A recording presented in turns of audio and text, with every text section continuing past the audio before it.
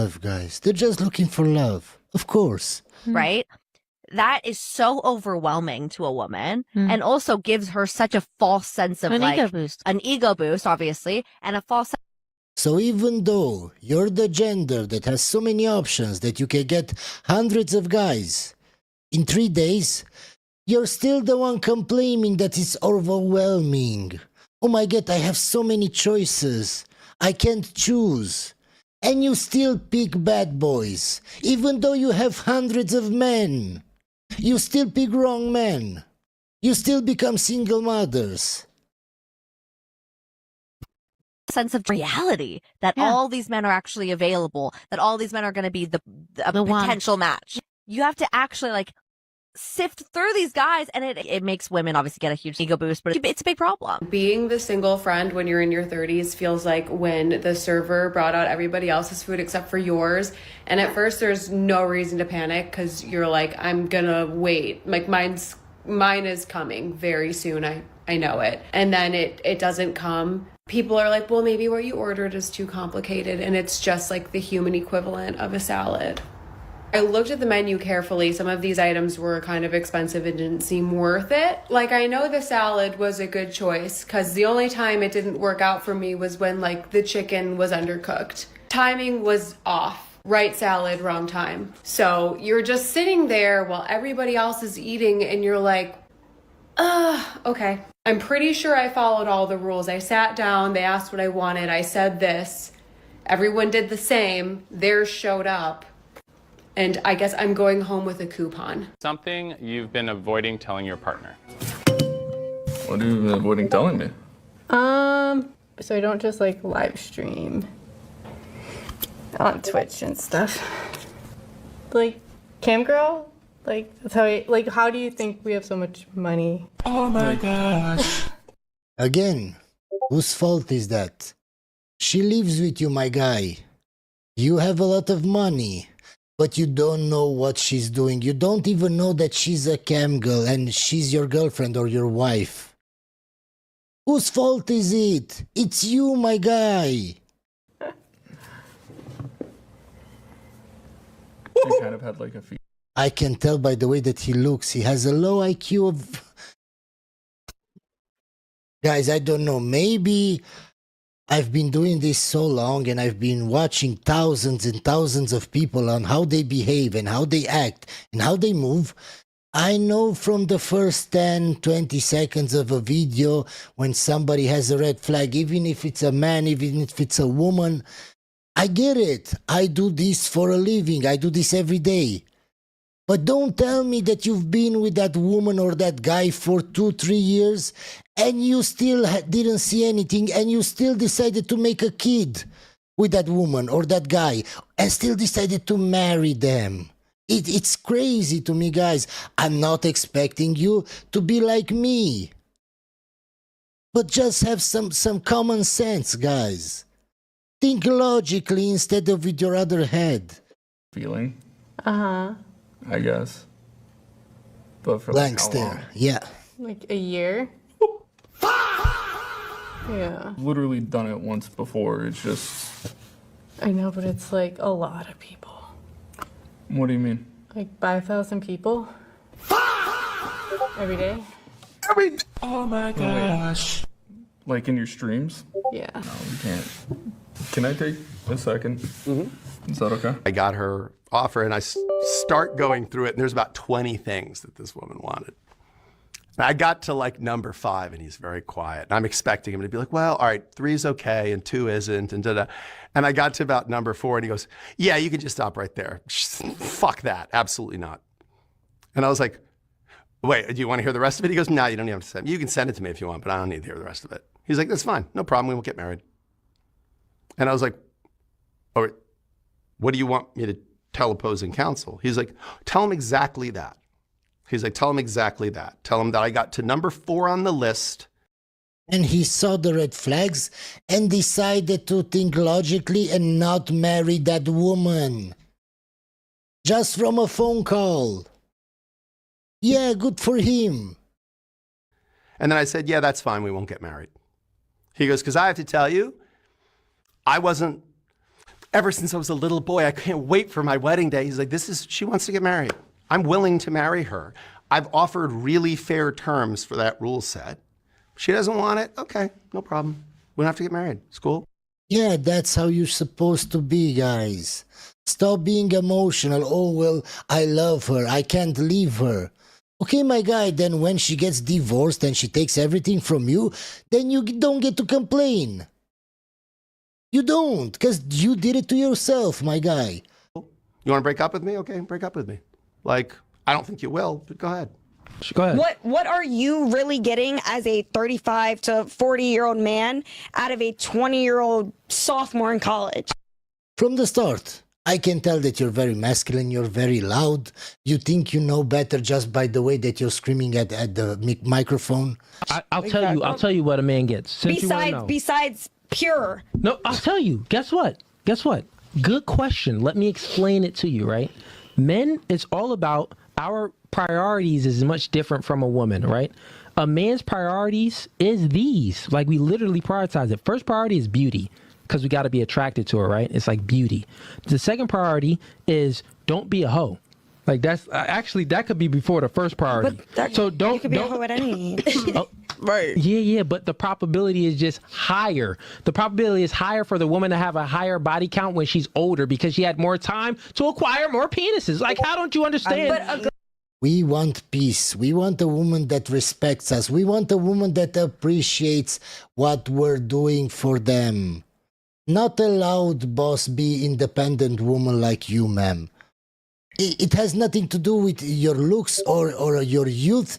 It's just your personality from the start. Even if you looked exactly like that 20-year-old, she will still win because you have a shit personality, because you're bitter and loud and annoying, ma'am. A girl's gonna be a hoe. A girl's gonna be a hoe. A woman should not be rejected because of her weight. You say that. Why is that? Help me Can't out. just reject women because of the face or the weight. So let me. But women can reject guys on anything. She can get the ick just because the guy didn't hold the fork properly, or something that he did with his face, and she gets the ick and she can reject him. But we can't reject women based on weight. They have nothing up here, guys, nothing. Let me just remind you a few of your positions. Mm-hmm. You don't want to date Chinese men. You don't want to date men with small penises. You will only date men. In fact, it's not just that. You think men who are below 5'11", 180 centimeters are not real men. And men can't control their height. Women can control their weight. So if you can reject a guy because of his height, why can't a man reject a woman because of her weight? Because she will feel a certain way about it. It's all about feelings. It has nothing to do with logic. But remember, guys, they're more emotionally intelligent than us, okay? I think it's different. Why is it different? I would argue that it's more unjust or unfair to reject a guy because of his height, because he can't control it. Or the size of his penis, because he can't control that. He was born like that. At all, then it would be to reject a woman because of her weight, which is something that she has control over. No, I think if a man judge woman like from the weight, it's just disrespectful. Don't you think it's disrespectful to judge a man based on his No, I don't think size so. I need height? to judge a man. Women because need to I'm judge choosing men. the man. You're choosing the man. Yeah, so I need to judge him. My girlfriend I'm planning to propose to has an extremely weird kink. Is this normal? If it's an extremely weird kink, how can it be normal, my guy? I swear, people have no logic. They have room temperature IQs. Trigger warning, this is a weird post, and I feel weird typing it out. So how can you ask somebody else if this is normal? If everything that you've been through in life tells you this is weird. So my girlfriend, 26 female, and I, 26 male, have been in a relationship for 4 years.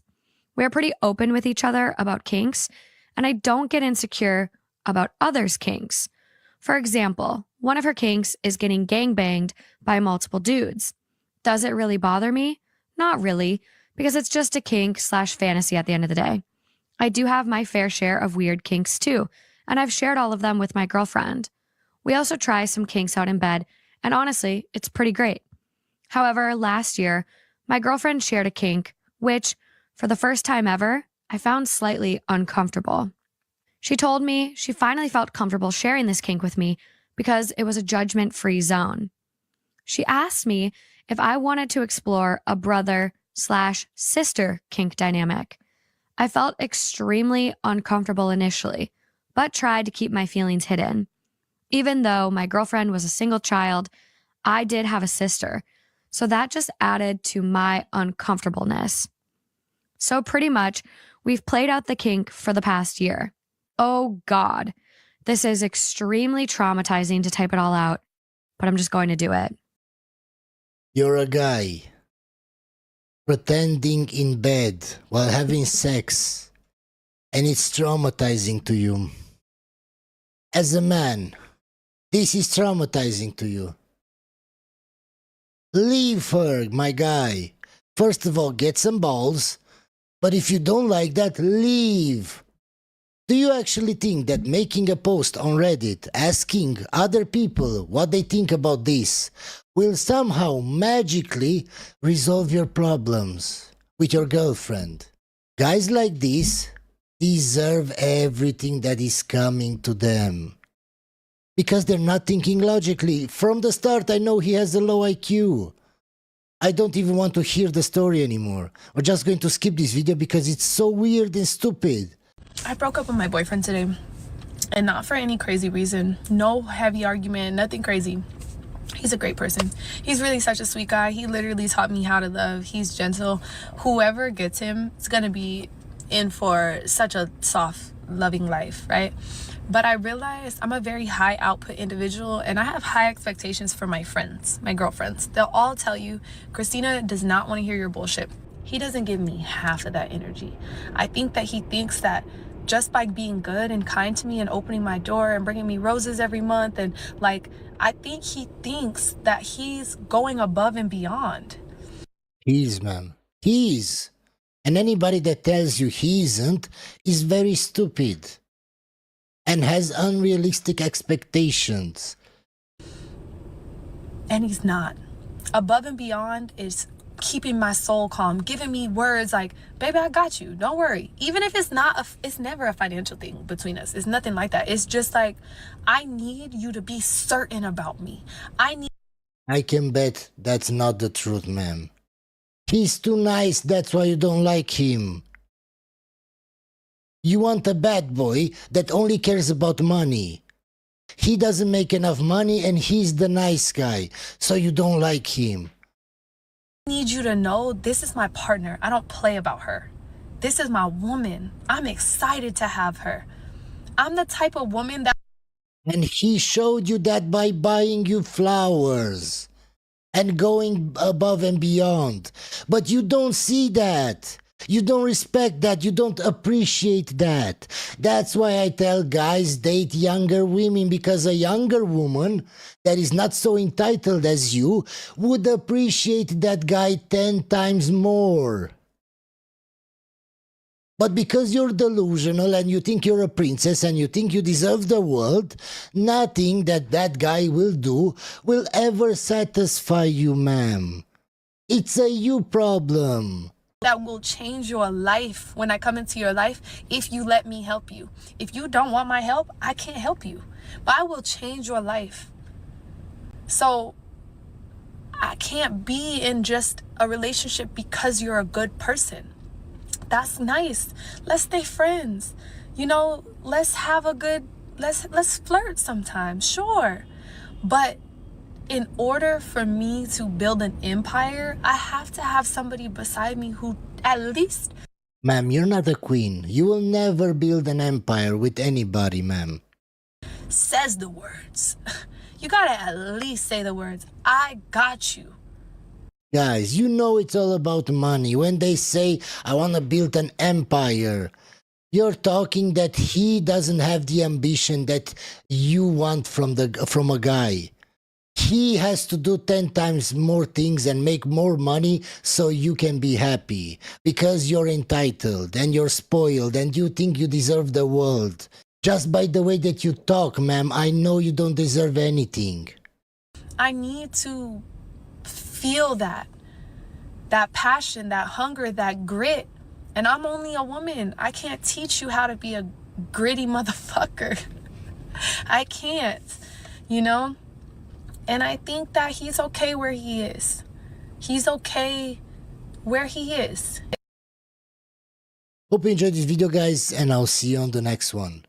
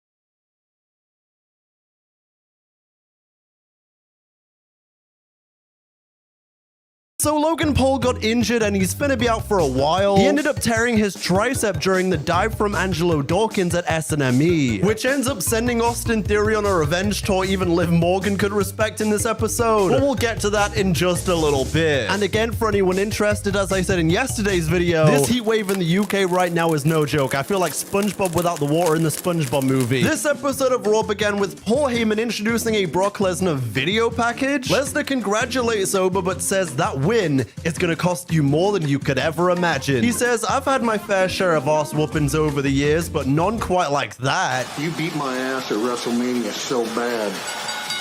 I said, that's it. I'm done.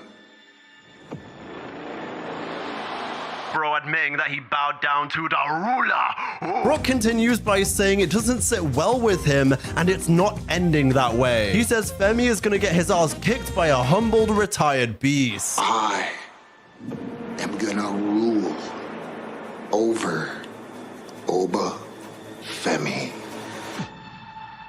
Oba then comes out and asks Paul Heyman what he thinks 4 F5s has awoken in Obafemi. He says he's skipping to the end of the story where he retires Lesnar for a second time. Oba says, I know you're a sleazebag, Paul. You'll try to rewrite the story to say it isn't personal, but 4 F5 seems very personal to him. Tell him that last time I was fighting to beat him. This time, I'm fighting to kill him. A bold and icy promo by the ruler. Even though I think it's very obvious that Oba is going to lose to Brock in Italy, I did think his promo here was great nonetheless. And I really hope the match in Italy isn't just Brock coming in, hitting like 7 F5s and then pinning him and that's it. But I can see them doing that, so it's kinda even heading into their final match. We then kicked off the action with Penta versus Javon Evans for the IC title. Respect there by Evans. Was that needs to, this is exactly how to do what I gotta do. We outside! Over the top! This was a terrific match, and this IC title scene right now is hotter than the British weather, which, as you may know, is quite the compliment because it's like 4,000 degrees in this office right now. I'm not even kidding. So you know that's a big compliment, but I really do think the IC title scene right now is cooking. But I'm loving Penta as champion, and all the development around him with Javon Evans, Ethan Page, Rusev, Dragon Lee, and now Rey Mysterio as well is great. Again! Javon with a suicide dive. Oh my goodness! Oh, he ain't getting up. Penta just drove Evans spine first. After that crazy spot, the tempo of this one didn't slow down. It's almost as if Triple H saw Double or Nothing highlights and said, hey, that Ospreay pacing, let's copy it. And by the way, very quick programming note about that Double or Nothing video yesterday. I'm very sorry that if you watched it a little bit late, if you go to watch it now, it's still there. But YouTube's copyright system has really come down heavy on that video more than usual. So some of the things in the early parts of the video will no longer be there, and it might be a little choppy because I've had to cut some things out. I'm sorry. It's just YouTube's system. Sometimes they're lenient, sometimes they're not. But Tony Khan, chill the fuck out, all right? I love you. Chill out. But WWE loves doing this. After a big, well-received AEW show, they'll give you a match like this where they let the wrestlers actually ball, and then we'll go back to the status quo of roll-ups. Which, yeah, there were a few roll-ups on this show. Shocker. By the way, semi-related, but Will Ospreay versus Javon Evans would go silly. Won the highest of stakes in Lucha Libre. And a bicycle knee. Springboard. Oh, caught him. New champion. Here's the cover. Hook of the leg on Penta. And a kick out. There were some fantastic moves during this match, like Penta's backstabber powerbomb, or even this cutter on the apron, or even the Penta driver. We also had Evans leaping to the top rope to hit a huge Hurricane Rana. Now, oh my goodness. Leaping up to the top rope. Oh my goodness. Title. Here it comes. OG cutter! Javon then goes for an OG cutter, which is countered into another backstabber. Penta hits a Mexican destroyer to retain in a barn burner. Driver. Oh! And Penta now! Mexican destroyer! Now by the champ! Penta retains! What a match! After the match, Javon Evans, visibly frustrated, refuses Penta raising up his hand, and he walks off to the back. Some people are speculating that this is leading to a Javon heel turn. Personally, that would be maybe the worst idea ever. You just can't turn this guy right now with how beloved he is. But in a later segment, Javon clarified that he was just frustrated and he'd love another shot at Penta soon. They squashed that potential beef, and then in comes Triple A General Manager Rey Mysterio, and Penta wants Rey too, so he's gonna speak to Pierce. I want to be a fighting champion. You are. You know, I want to leave a legacy. There is no one I would rather face than Rey Mysterio. Then back to it, after Penta versus Javon, we'd find out, of course, that Logan Paul is injured. He's gonna be out for a little while after tearing his tricep. So we then see Austin Theory, who says, I don't know what to do. Do I give the belt to you, Paul? I don't know. And Paul's like, no, you numbnuts, jackass, dumbass bitch. Why would you do that? Heyman says he put in every contract that the holders of the titles are the Vision, which means Theory will now defend the titles with Braun Breaker. Theory thanks Heyman and hugs him for this. And Heyman says, I think you know how and who you need to get revenge on now. Basically, he's alluding to Joe. And there's a reason I'm not going to show you like the audio and the segment during this segment. It's because there was the most jarring buzzing noise that sounded like a flashbang had just been let off. And it went on from the start of this segment until Joe got attacked. I initially thought it was my footage or something that had been corrupted, but apparently everybody could hear this. I'm assuming it was something to do with the production behind Joe and his concert. Anyway, after more fire, Logan Paul, Theory would realize there's always a plan T. Wait a minute! Theory Theory with a steel chair from behind, attacking Henry. Looking to avenge Logan. Oh my God. It's chaos as Jason Jordan and co come out to stop Theory from any further attack. The funniest thing about this segment was one of the officials coming out and being like, Joe, are you okay? Joe? As if bro doesn't need a stim shot, a chug jug, and a Capri Sun right now. What do you mean? Is he okay? But Austin Theory just crossed the line. Be so for real. But anyway, we then see Seth freaking Rollins, who again apologizes to Angelo Dawkins. He says, with Logan Paul out, we've got a chance to take out this weak Vision. But then he also says they're incredibly strong still, given what Theory just did. But he says if they come together, then they can end the Vision and make the whole world blind. Damn, Seth, what the fuck? Good. How many times we gotta keep doing this, man? Are we still doing this Seth Rollins redemption arc story? Yo, it ain't Is that what we're even doing? like that, bro. It ain't even like that. Hey, I'm right here. Seth says, if you got something to say, I'm right here. Tez says, am I speaking in a different language? Did I not just say it in front? What? Nothing good happens when this guy is around. And Rollins responds by saying, well, I guess nothing good happens when I'm not around, or else you guys would be tag team champions. Rollins says, I get it. You don't trust me, but I'm the only one here who is a multi-time Mania main eventer and world champion, all right? You know, it's one thing I've never done. What's that? Stab my brother in the back, because I am my brother's keeper. As a matter of fact, where are your brothers? We do agree upon one thing. That's that we both think we the best. Well, one of his brothers just aura farms and yaps nowadays, and the other is on a generational run training demons in the process. But this segment ends with Tez and Rollins agreeing to a semi-friendly match later on. We then had a final video package for El Grande Americano Uno versus El Grande Americano Dos, which told everyone the history and importance of the mask versus mask. It's a pretty cool video package, and I'm excited for their match this weekend. And just in case I haven't said it yet, for everyone that has been asking, am I going to make a video about the mask versus mask in this AAA event? Yeah, I will be there no matter what. I'm very excited about it. We then had the Judgment Day versus Lyra Valkyria and Bayley. Lyra is now leading. What a double team. Time as Liv Morgan grabs the leg of Roxanne. Liv gets ejected by the referee and Bayley wipes her out, and then Raquel wipes out Bayley and Lyra wipes out Raquel. By the way, they said here that the women's world champion was getting sent to the back, and I was like, what? I genuinely forgot that Liv Morgan was the women's world champion because she never defends the belt. How have they gone from Stephanie Vaquer's reign, which was pretty decent, it could have been better in spots, but it was pretty decent, and now you've got Liv Morgan as champion, never defends it, it's a background prop in the tag division, which in of itself is being fumbled. I just don't understand, like, what they're doing with that world championship. I don't get it. I don't know. But Dom also plays distraction and drops his AAA Mega Championship by mistake, which plays into the finish, and yep, it's another roll-up in the women's tag division. Oh no! Bounce off the face of Dominic. Roll up now by Bayley.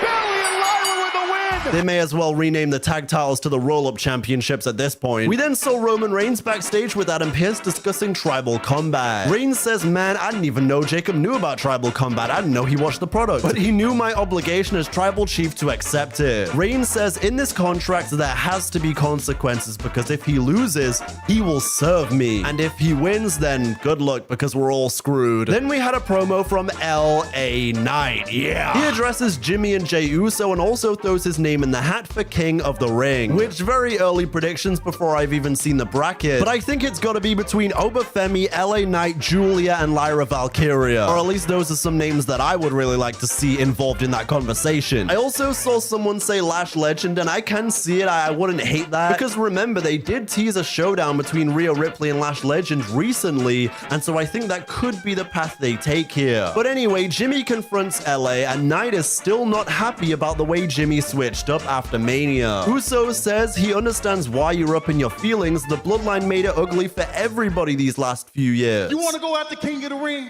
Man, cool. Go do you. If you win King of the Ring, man, you got a shot at the OTC.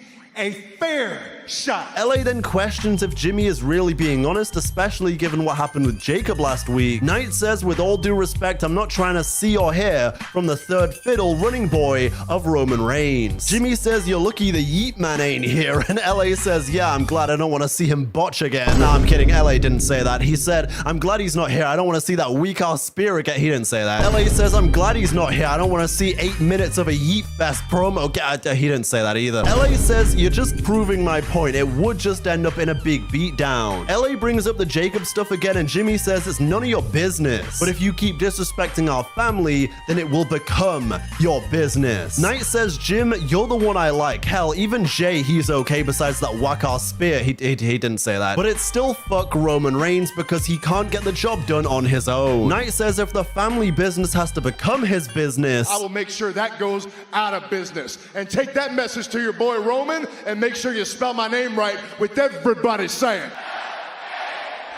Yeah. Look, I really want to believe that this is all leading to LA Knight winning King of the Ring and then winning the World Championship. Like, he wins King of the Ring, he goes on to SummerSlam Night 2 and he beats Roman Reigns finally. Because on that night, Jacob Fatu, who lost at Clash in Italy and has become Roman's right-hand man after that stipulation, you have Jacob turn on Roman and Roman Jacob Part 2 is non-title. Then LA Knight holds the title for a little bit until Breakker or Obafemi is ready to take it. But again, it's 1% chance and 99,000% delusion, because I know inevitably Breakker or Obafemi is going to be world champion, and I'm excited for that. You've also got to go ahead and factor in CM Punk, who we haven't seen in a little bit. When is he going to come back, and is he going to go back into the world title scene? We then see Ethan Page confronting Adam Pearce and Rey Mysterio. He questions why he can't get another IC title shot and wonders what Rey did to earn one. Rusev then pulls up and Ethan says these two GMs are conspiring against you, Rusev. He's gonna jump the line on you, Rusev. Top instigator Ethan Page. I gotta face Rusev to earn a title shot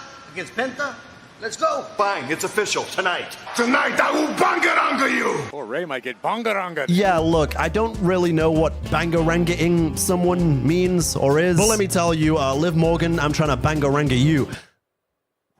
Next, we'd have Montez versus Seth, which is a really great singles match here. These two have fantastic chemistry as they did in their prior match a few years ago, and it's yet another example of everyone saying, when is that Tez push happening? He's so good, and honestly, he's another name I wouldn't mind being thrown into the King of the Ring conversation, because I think it would do a really great job at elevating him. And honestly, if they wanted to run the play where Angelo and Montez were lined up in like the first round or something and it was friendly competition, kind of like that time when it was Dax Harwood versus Cash Wheeler in the first round of, I think, the Owen a few years ago. I honestly wouldn't mind seeing that, but I think that kind of booking is far too advanced for WWE to even think about, I'll be real. This one ends with Rollins hitting a stomp after Tez makes a costly mistake. Oh! More fist with a stomp!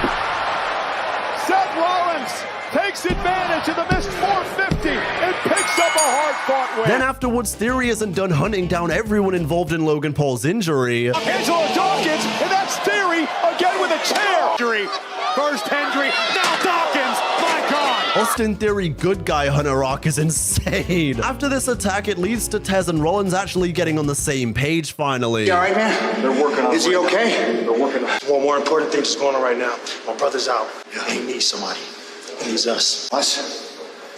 Rollins then says this has to end. He's got to cut the head off the snake, and he wants Bron Breakker again. And he wants him as soon as possible. So as of right now, I don't know if that match is going to get made official for Clash in Italy, but as of right now, it hasn't been at least. All I know is it took Angelo Dawkins getting fucking decapitated for these two to be like, you know what, my bad, let's get on the same page. First Hendry, now Dawkins. It took poor Angelo Dawkins getting fucking CTE for these guys to be like, you know what, let's squash the beef. We need to lock in, all right? We then hear from Becky Lynch, who responds to the fact Sol Ruka is injured after Saturday's attack. She says Sol hasn't got a single clean victory since she got here and her time is running out. Becky says her name will be etched in stone forever, much like she'll hold the title forever. She hopes Sol can make it to Clash in Italy because the man is coming around. And there's a difference between striving for greatness and standing across from it.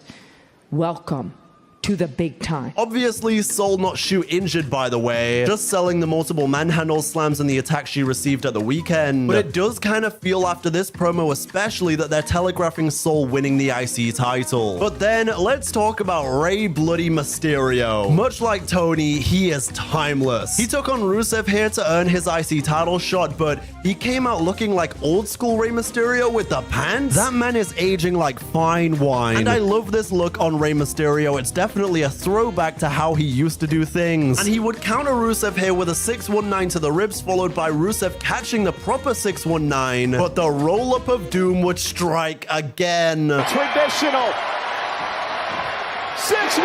Oh! Accolade incoming. Oh, Mysterio rolling up Rusev. Ray got it. Roll Up Raw is what we're finna rename this show. Rusev would attack Ray after the match as Ethan Page cheered on commentary, but he'd be saved by Dragon Lee, who takes out both men. Rusev was outnumbered. And look at this. Oh. Release German. Dragon Lee! Lee would then hit a dive followed by a Ray 619 and an Operation Dragon from Dragon Lee to stand tall over Rusev and Page. Dragon Lee! 619! Operation Dragon! We would then see Austin Theory, who is being reprimanded for his attacks tonight. Pierce says enough, and Theory says, wasn't it enough when Reed got taken out, when Breakker got injured, and now Logan Paul? Heyman says, yep, okay, great. He'll be reprimanded, and basically Heyman just waffles, pretending to agree with Pierce so they can get out of there. And then we go ahead and see the first proper on-screen acknowledgement of the background arc between Maxine Dupree and Austin Theory. Smells like bad news. No, just has a lot going on. Cut him some slack. I'll catch up with you guys later. Then it was time for another main event yap sesh between Jacob and Roman. These started off pretty cool, but god, we've done this like 5 times now at minimum. Jacob signs the contract before Roman comes out and then just starts launching everything at security. Oh boy, this is not a good start here with this contract signing. Jacob Fatu just tossing furniture at the security guards in the aisleway. Roman comes out and signs the contract as the crowd kind of gets a happy birthday chant going. That's pretty sweet. But the commentators speculate around what could happen if Fatu wins. Reigns has never lost tribal combat, but Fatu knew what he was doing by picking that stipulation. They also say Reigns only survived at Backlash. He didn't win confidently. Reigns says to Pierce, we made a blood oath, so he ain't gonna touch me and I'm not gonna touch him. Security, you need to leave. Reigns says all you had to do was follow the damn train, Jacob. You should have acknowledged me and we could have moved on to the next chapter. Jacob says, nah, I'm not like everybody else. Although he gives Roman props for elevating the family, he does also say you can only take us so far and it's time for another destination. Then Jacob asks Roman if he lived by the code he's talking about at Backlash, or if he bent the rules just so he could beat Jacob. Fatu then says, when he is done, everybody's gonna have consequences. Roman says, I'm a man of my word, and if you win, Jacob, I'll follow. But if you can't win, I'm gonna walk you like a dog. I'm going to domesticate you. If you can't beat me, you will serve me and you will learn from me. And in time, Jacob, you will love your tribal chief. Jacob says when I dog walk your ass, everyone and especially you will learn how to acknowledge me. They dap up and go head to head at the end to end the show.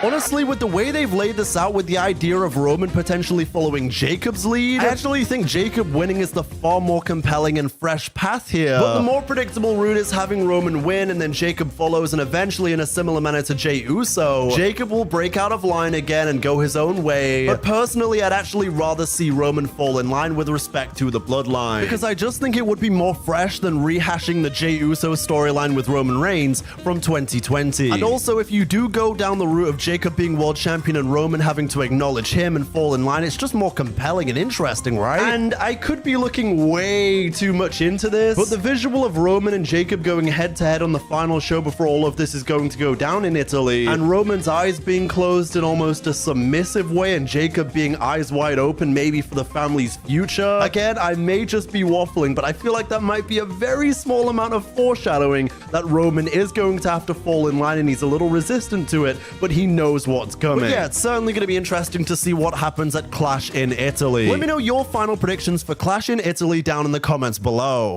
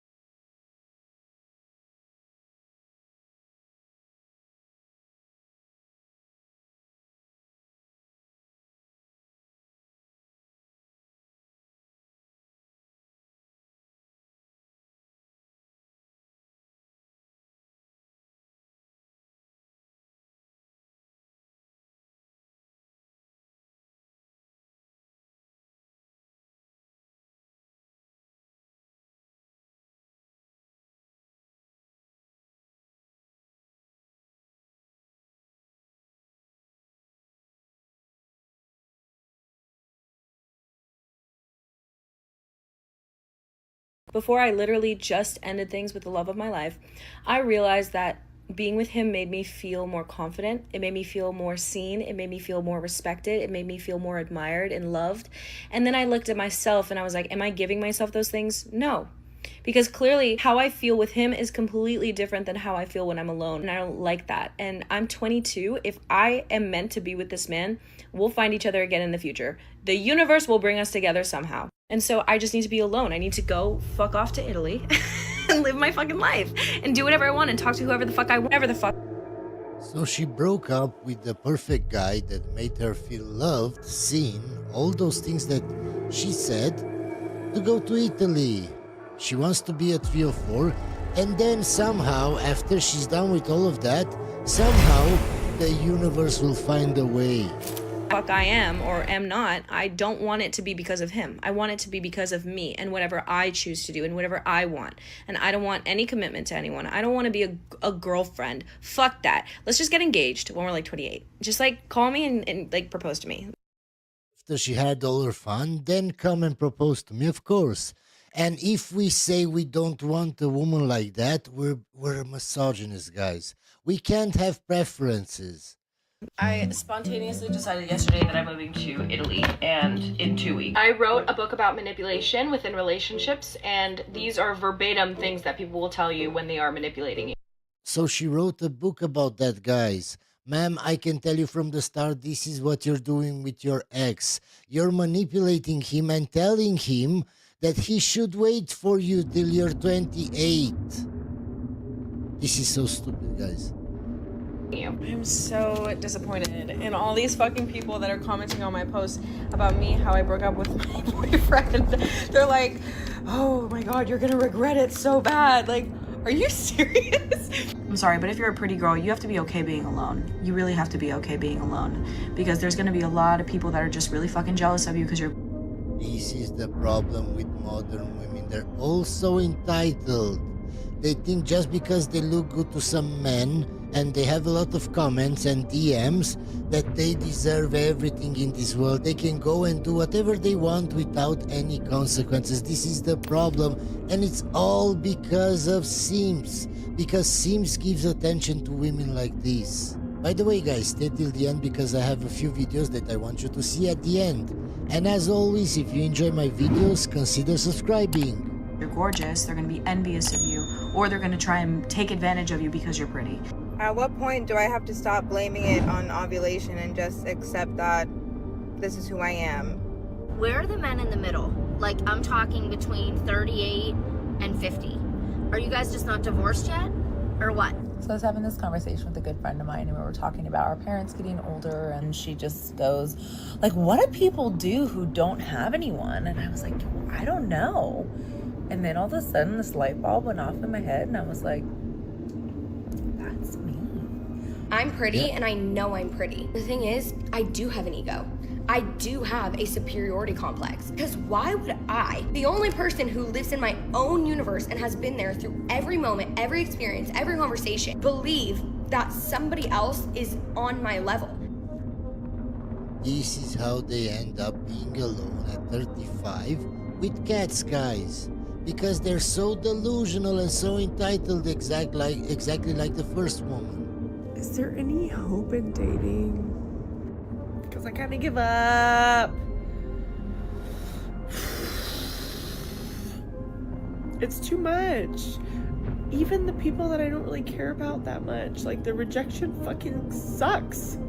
There is a secret that women don't really talk about that much, and it's what they find attractive in men. If you ask a woman and she's being dishonest about what she finds attractive in men, she will talk to you about, she'll basically describe the simp or the guy that she would friend zone. That's who she would say. She was like, oh yeah, I want a guy that lets me know where I stand. He messages me, he tells me that he likes me, he buys me things, he wines me, he dines me, he does these things.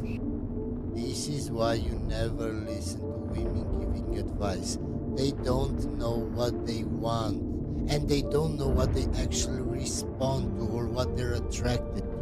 What they say they want and what they actually want are two different things. He shows me that he cares. He can open up his emotions and talk about his emotions. But what they're actually describing the guys that they friend zone. Because in movies and TV, you see a lot of guys that act like this and they get the girl. And it kind of brainwashes society into thinking this is what they want.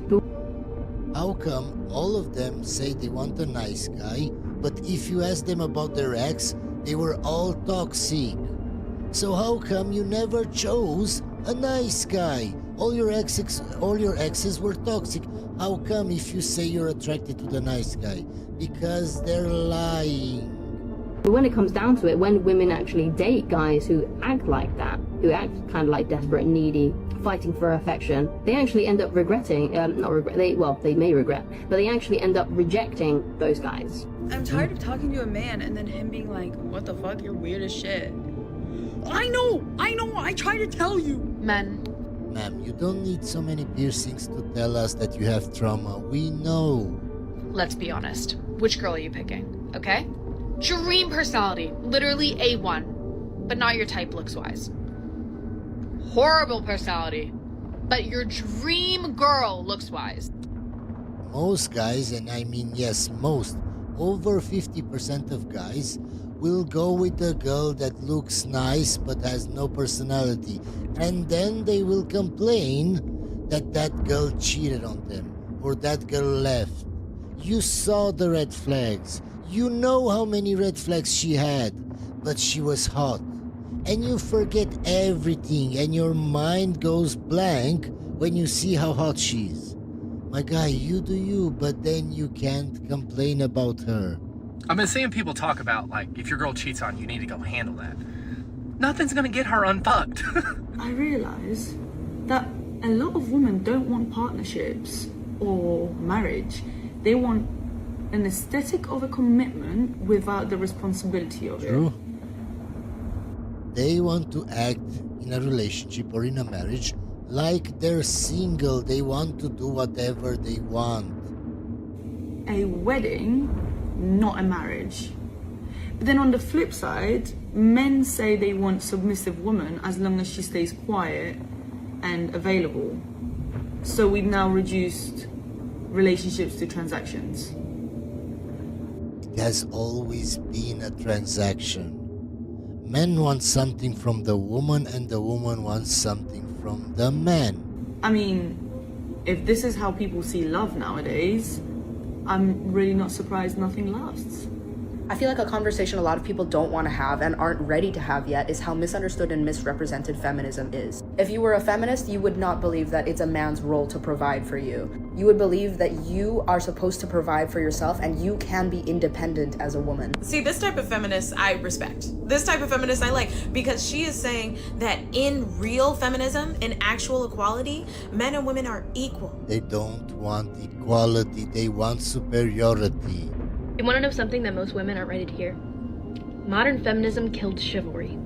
Modern feminism has shifted from seeking equality to promoting superiority and resentment towards men, framing men as oppressors rather than partners and equals. With the birth of modern feminism, there came the birth of the girl boss, I don't need a man. Chivalry was never meant to make women look weak. It was made to create a culture of mutual respect where men acted honorably towards women and acknowledged their virtue and grace. Yes, but now we can't acknowledge that. Why? Because modern women aren't virtuous anymore. Modern feminism, by demanding sameness instead of equality, has blurred those lines. In trying to erase gender differences, it's erased the gestures that celebrate them. The result of this is now we have an entire generation of men who are not willing to honor, pursue, or protect women. We have this entire generation of men who just want... Yes, ma'am, and do you know why that is? Because most women nowadays are not worth providing and protecting. They're not. Because they don't bring anything to the table. Want to hook up on the first date, who have no respect for women, who don't hold open the door, who don't buy flowers, and it's because of modern feminism. Not only that, but it is also a result of weak men. There's a reason that our grandparents have the cutest love story. It's not because of weak men, ma'am. If all women in the world decided that from now on, every man had to provide commitment before they get sex, men would do that. But because women hook up on the first date and men see that they don't have to do anything to provide anything, they won't, ma'am. Men are just adapting. Where the men pursued the women and they didn't have sex until they were married and they respected and honored each other. And now we are seeing the result of the crash and burn of modern feminism. Any other questions? Yeah, do you think your worth is less because you have 2 baby mamas? As a man? No. In my opinion, yes it is. You just show women that you're not a good leader, that you can't make good decisions, my guy, because you have 2 baby mamas. So why would a woman trust you? You just showed that you're a big simp. Why not? If a woman has 2 baby daddies, is her worth? Like, say you're trying to get with someone, and you find out that's the question now. So that's different. 2 baby daddies. Are you gonna look at her like, oh, you got 2 baby daddies? That's a different question though. So if you're saying that, do I feel that a woman's worth is less if she has 2 baby fathers? Her worth isn't less. But in the dating marketplace, her worth is less. Yes, my guy, and your worth in the dating market scene is less. Why? Because a woman can't trust you. Why? Because your past shows her that you're not a good leader, that you don't make good decisions because you have 2 baby mamas. What about you? In the dating marketplace, yeah, because most women would prefer that the man doesn't have a child, but it is still a difference though, right? It's still a difference. So for an example, say I have 2 kids, say we both have 2 kids, right? If I'm out in a dating marketplace, the woman that I'm dating, I'm not expecting the woman that I'm dating to ever protect and provide for my children. But difference is, if you have 2 children and you're in a dating marketplace, you are expecting at some point and in some degree for that man that you're taking serious to protect and provide for your children. 2026 starts of dating. I know I'm not going to meet anyone in my living room. I know I'm not going to meet anyone at the gym that I've been going to, which, you know, there's the same people. None of them are hot. I am going to have... From the start, when she says none of them are hot, so any man at your gym is not hot. From the start, you know this is a very big red flag.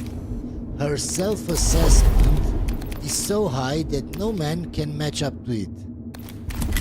Stay away from women like this, because she will always think that she can do better than you. I have to put myself out there. Like, we're talking Hinge, we're talking Raya. Like, I'm actually going to have to hold a chat for more than like a one-off and then come back a few days later. And I'm actually going to have to go on some dates with people that I don't 100% think are okay. Or they're not like people that I just think are hot. Like, I'm going to have to choose them more wisely than just Many thinking... hours have I spent in meditative analysis. I'm actually going to have to put some thought the into billions of dating probability threads. If Hecate's 4 is to be consecrated as a forge world, sacred in the... Quite like, so. it just feels like a whole Strategic other, prognosticate like, modeling has identified a region of... Then the Scutari should mount an offense Not without assistance. and trying to plan Such holiday as the Omniscient wishes. and house buying. Like, I just, if someone could just... She's so dramatic, guys, and she over-exaggerates everything. She's a drama queen. Why would you want a woman like this? just fly me the perfect man and he could just arrive like outside my door. I don't know, maybe the postal delivery services could do something about it, but otherwise I think I'm just a little bit screwed. I'll probably be single forever, but hey ho. You think he doesn't care, he thinks he can't win, but the truth, it's biology. Men and women are wired differently. A woman's nervous system runs on connection and a man's runs on regulation. When a woman is stressed, their bodies release oxytocin, which is the connection hormone. Talking calms their system down. When a man is stressed, they release adrenaline and dopamine. They need space, silence, or action to reset. So she talks to feel safe and he goes quiet to find safety. Different systems, different hormones, same goal, peace. But because nobody teaches us this, we take it personally, right? we feel rejected, okay? He feels attacked. And this isn't about fixing communication, it's about understanding biology. Ma'am, it's not that men feel they're attacked. We're not like women. We're either attacked or we're not. We are different. When you get that, you stop blaming each other and you start working with each other. And Katie? Ma'am, just because your hormones are screwing with you and you're never happy and you like to shout and argue, it doesn't mean that we should accept each other. It doesn't mean that I should accept everything that you're doing just because I know your hormones are screwing with you. You are a grown-up woman and you should be able to control your hormones. If not, then I don't know, I don't want to be with you. Why would I want to be with a crazy woman that can't control herself? I teach men and women how to actually understand each other through biology, hormones and psychology, because we're not broken, all right? We are just built differently.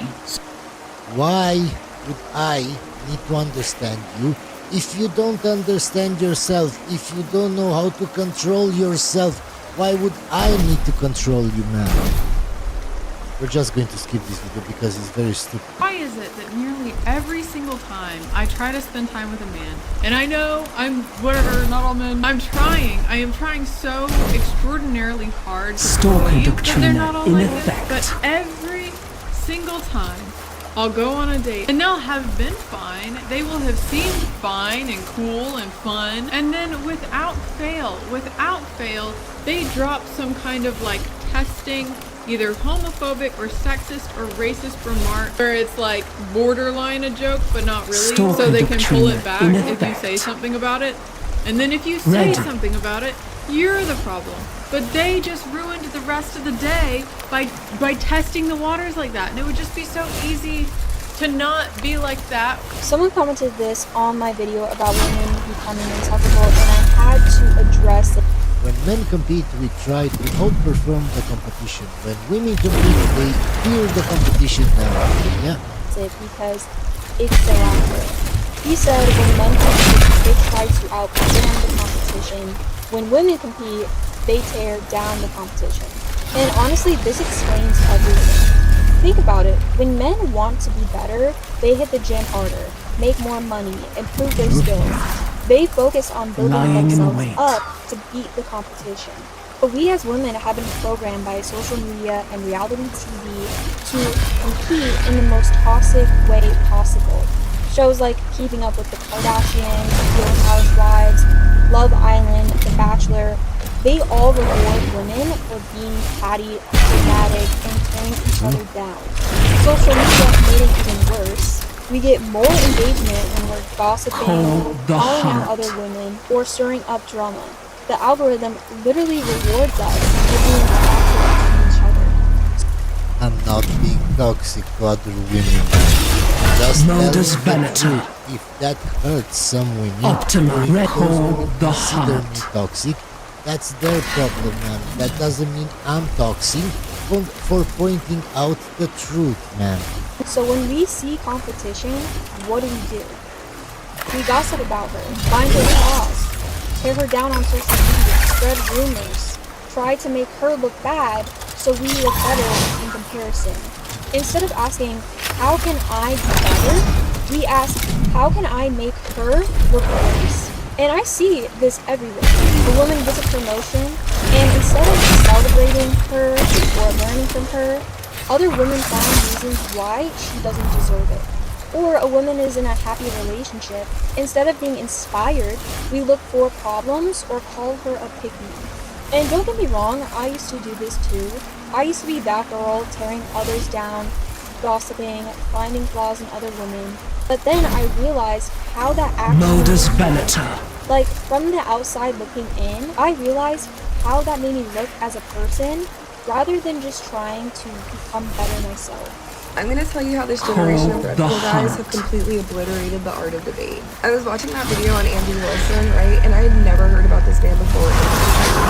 He was debating this woman, and she brought up the fact that his wife has 3 baby daddies, and has been divorced before. And she wasn't making that point as in this woman should be shamed. She was making the point that he has been shaming women for this throughout the time of his podcast, however long that is, and he reacted like a straight ass. No, he didn't, man. This is what you don't understand because you're women. We are the protectors and the providers. You're not going to talk shit about my girlfriend or my wife. You're not. If a guy did that to me, I would knock him out. You never talk bad about a guy's girlfriend or a wife because he's the protector. You don't do that, but because you're women, you know there can't be any consequences. That's why you do that. Now, do I think he's a simp for dating a single mother? Yes, he's a very big simp.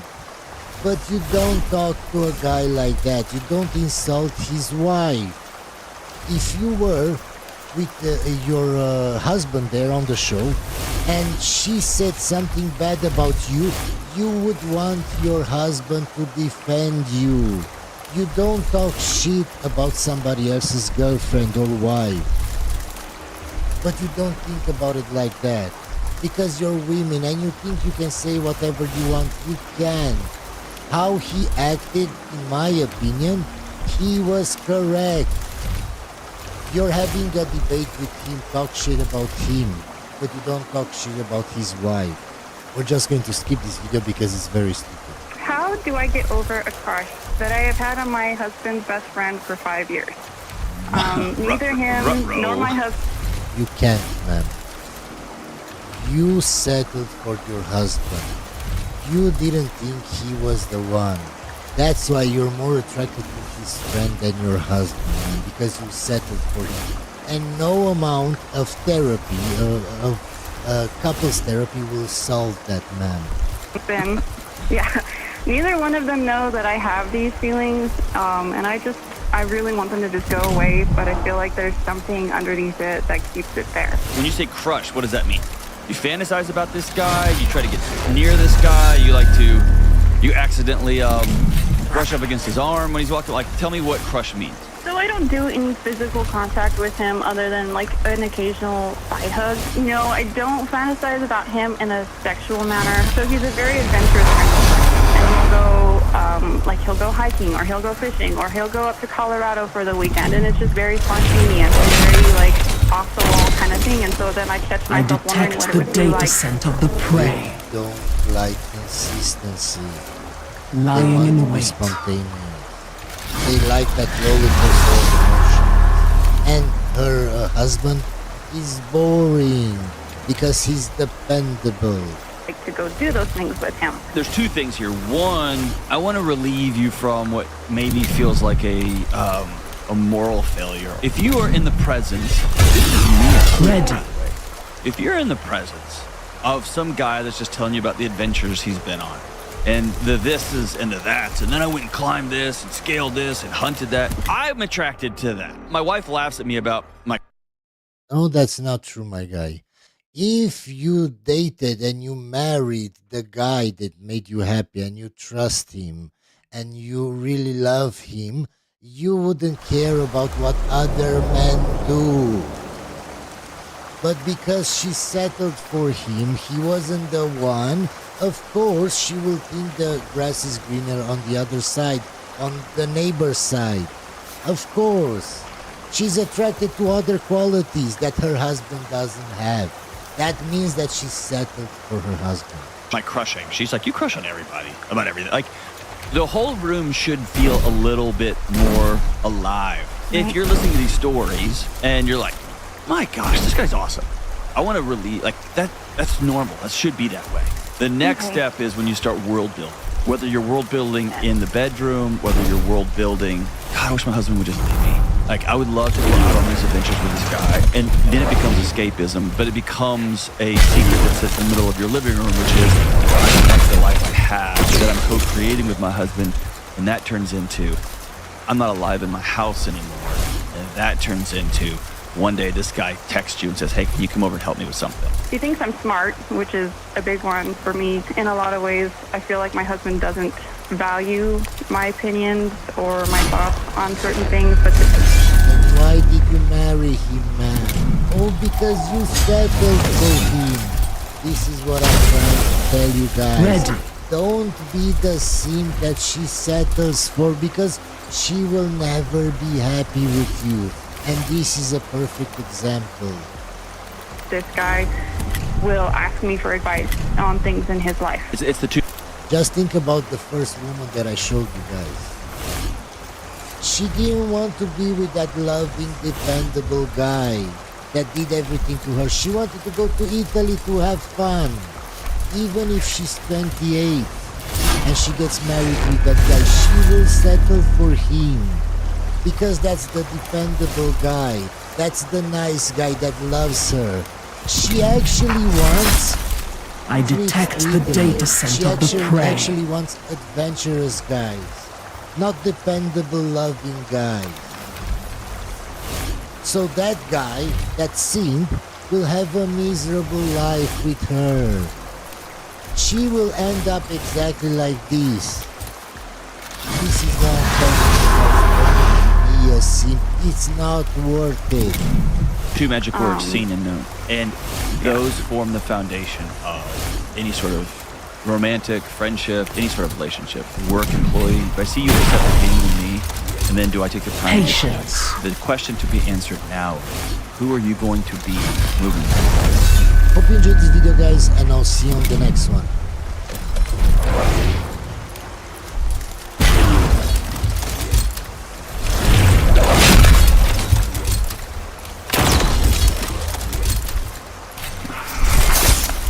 Ready.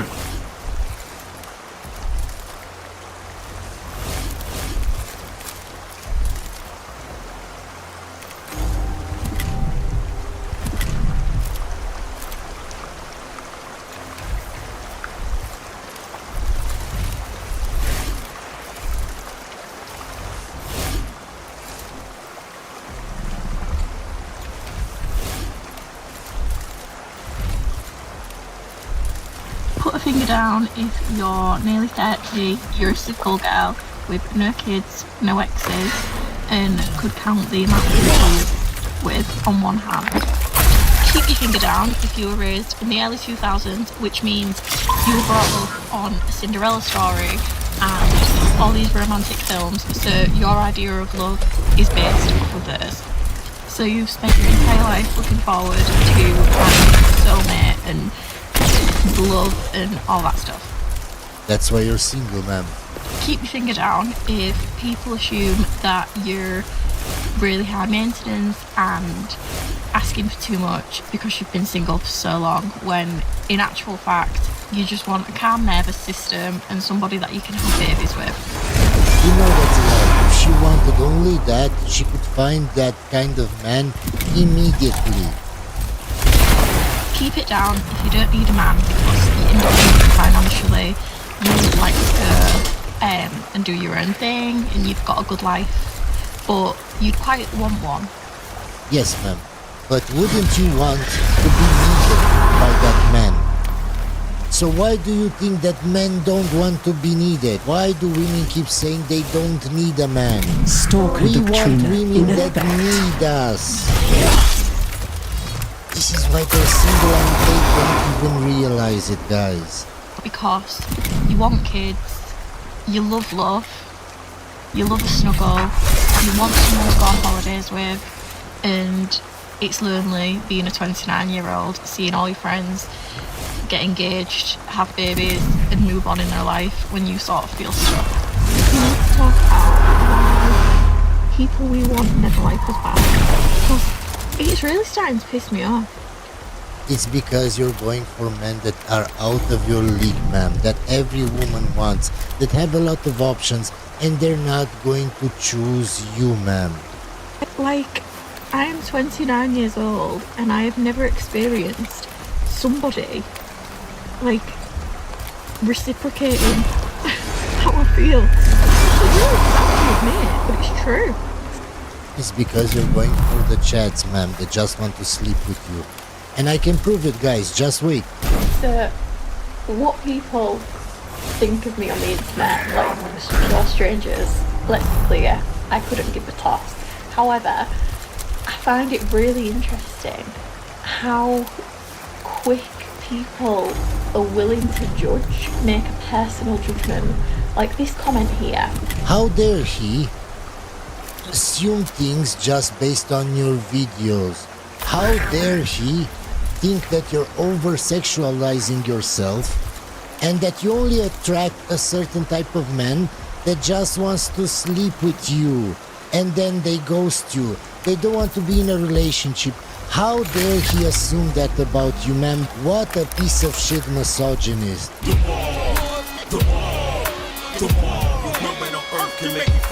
Things that truly wonder about men, number 70, men. When you go out on a scale of 1 to 10, how much are women on your mind? Stop asking me if I'm an introvert or an extrovert. Girl, I'm a pervert. There's women that will teach you how to chase and get a man, and then there's bitches like me that will teach you how to scam and beat a man. Is it? So they can say that online and there are no consequences saying that they want to scam a man and beat a man. But if I just tell you guys the truth, I'm a misogynist, I'm toxic, I must hate women.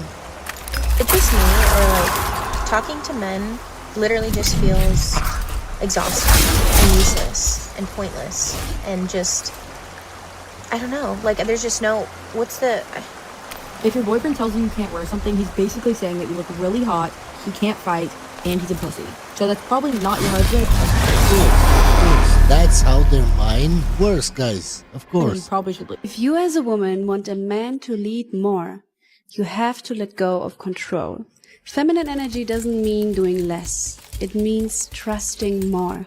So I don't know if the universe works like a genie, but for my New Year's resolutions, I put that I wanted to be consistent with one thing this year.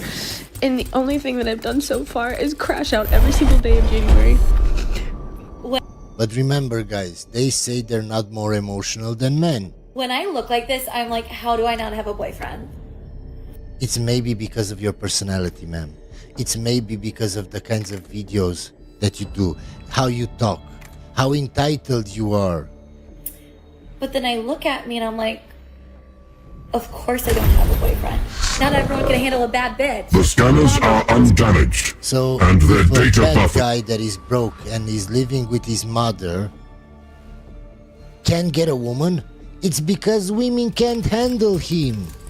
Because we were dating for a few months and he was being very generous, paying for everything, and then suddenly he made an announcement that soon we would be splitting everything 50-50. You've deceived me, you treacherous bitch. I don't like being lied to.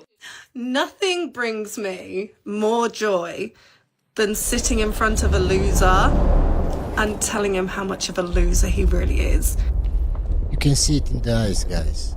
Why would you date a woman like this? It's clear she has mental problems. If you're dating a woman like this, my guy, you do you.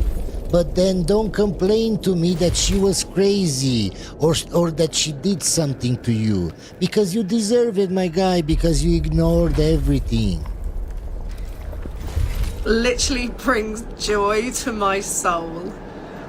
No, ma'am, it can't, because in order to bring joy to your soul, you would have to have a soul, ma'am.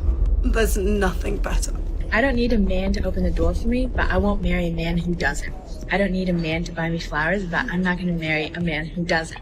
I don't need a man to pay for my meal, but I won't marry one who doesn't. Okay, so you're just a typical retarded bitch, right? Yep. Like, women make no sense. I don't need this, but I won't marry one that isn't this. Makes no sense, but hey, what makes sense about that is that it's coming from the mouth of a freaking woman. Yeah, yay, way to go, retarded ass bitch.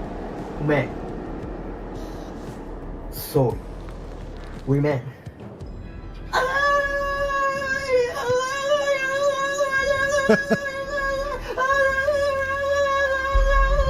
Single, 40, no children. I don't even know what I'm looking for anymore. I'm on these dating apps and seriously, you can't tell whether someone's a decent person from their pictures or from their bio, because I've been out with older people, younger people, good looking people, not so good looking people, people with money, people without money. And yet they're all arseholes. So where do I go from here? You just tell us that you're attracted to assholes. If every date that you went on was an asshole, that's what you like.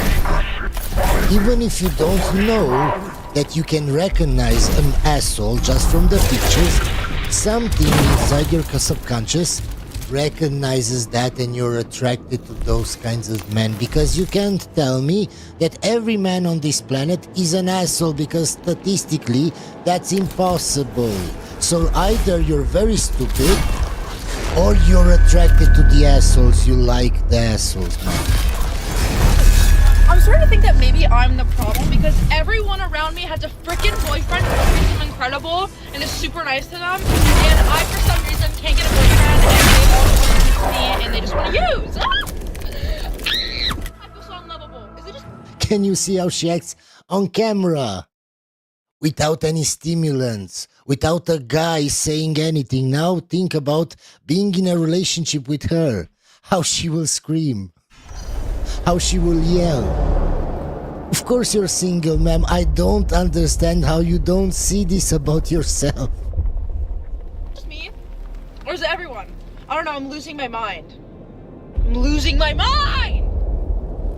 What is the minimum yearly income to be your future husband? I said 100,000. What about you? 100,000. What about you? I said the same. 100,000? What about you? As much as I possibly can. What's the minimum? I want milks. Okay, give us a number. 3 mil? Milks. 2 mil? 2. Any. From the start, ma'am, when you say meals instead of millions, from the start, no man that is educated, that actually earns millions of dollars a year, should date you. From the start, just from how you talked, I know you're from the hood. I understand the kind of friends that you have. I understand the fact that you probably are a 3 or 4. Why would a guy like that spend his money on you, man? I want meals. A couple. What minimum? More than one. Yeah, sure. Minimum $2 million a year. Okay. It's very possible for me. Oh, it is. I have that. I have those options. You have those. You could right now. You could date a guy. Absolutely. Marry a guy who makes $2 million a year. I don't know about. No, man. That guy is just sleeping with you. He won't marry you. He won't date you seriously, man. He's just sleeping with you.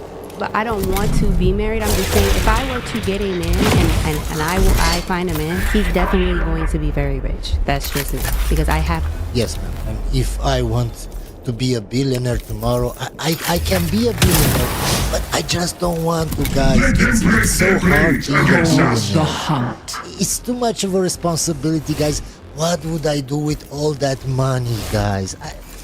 I could be a billionaire, but then I would have to talk to other billionaires, and it's so complicated, guys. My life would be so complicated. You can't even imagine. It's not worth it. It's not worth it. So we're just going to skip this video because it's very stupid. If chivalry did not exist, how would women define a gentleman or a real man? Hardworking, passionate by his actions and his word. I don't know if there would be a way to. I don't know if I would be able to find a man if he wasn't chivalrous to me. Yeah, I'm not sure. But a man being chivalrous is sexist. I think if you're a very strong and independent woman, it doesn't really matter because they don't expect such things. But if you do rely on that, then I guess then every woman expects a guy to be chivalrous, no matter how much money she makes, no matter how strong and independent she is, she still wants a chivalrous guy. oh, I guess the world would be a different place. At this point, I'm convinced a lot of men don't date, they consume. They study you, mirror you, pretend to be your perfect match just long enough to hook you. Okay, man, so if you're such an expert on men, how come you have to read from a screen all what you're saying? How come you can't say that by memory if you're such an expert? Because I can say everything that I'm saying without having a script. I never had a script in a video in my life. I just say what I'm thinking. So how come you can't say the same? If you're such an expert on men, why do you need to read from a screen? Oh, because you have a low IQ. Okay, I get it. We're just going to skip this video because it's very stupid. Low IQ. Very low IQ. Serious question for my mans out there. Why are you guys not approaching women? What is that about? What is that about? I have seen so many hot guys lately, and we make eyes, we exchange the look, we have the look, and then there's nothing else. Because of you, ma'am. It's because of feminists. It's because of all the videos that we see on TikTok of women saying, stay away, don't approach us. You're not worth the chance, ma'am. If there is a small chance that we can get recorded or called a creep or whatever, or even call the police on us, men won't approach you anymore. Mike, are you gonna come approach me? Hello? I don't want to be the one to approach you, okay? Because that's not my man. My man has, you know, the balls that he has, and he's not afraid to come up to me and say something. Say hello. Have you ever thought that the man that you want, that is how you want, maybe he doesn't want a woman like you, that talks like you, that acts like you. You can see from the video that she's very masculine. She talks about balls. Do you ever stop and think, ma'am, that maybe the guy that you want doesn't want another man, doesn't want a masculine woman? No, because you don't care. So if you're a man out there, you know, you guys have balls for a reason. Use them.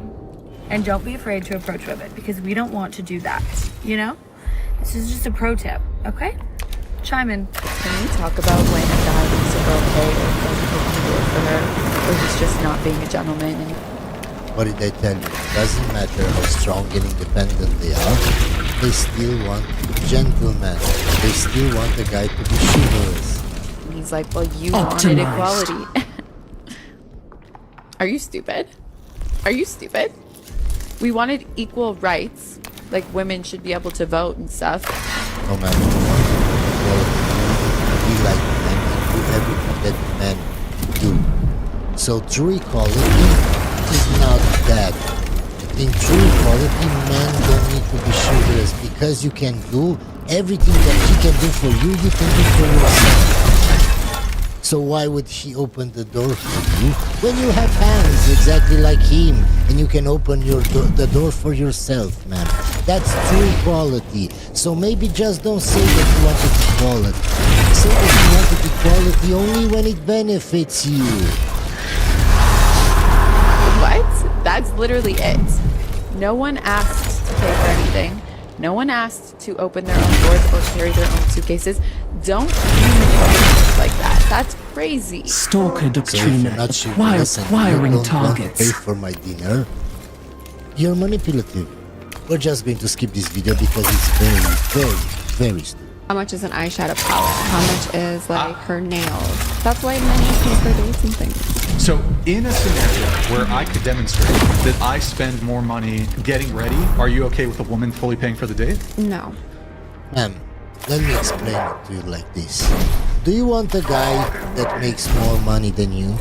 Of course, all women do. So his time, because he makes more money, his time is more valuable than yours from the start. No matter how much makeup you put on and whatever, his time just going on that date with you is worth more. And on top of that, you want him also to pay for the date.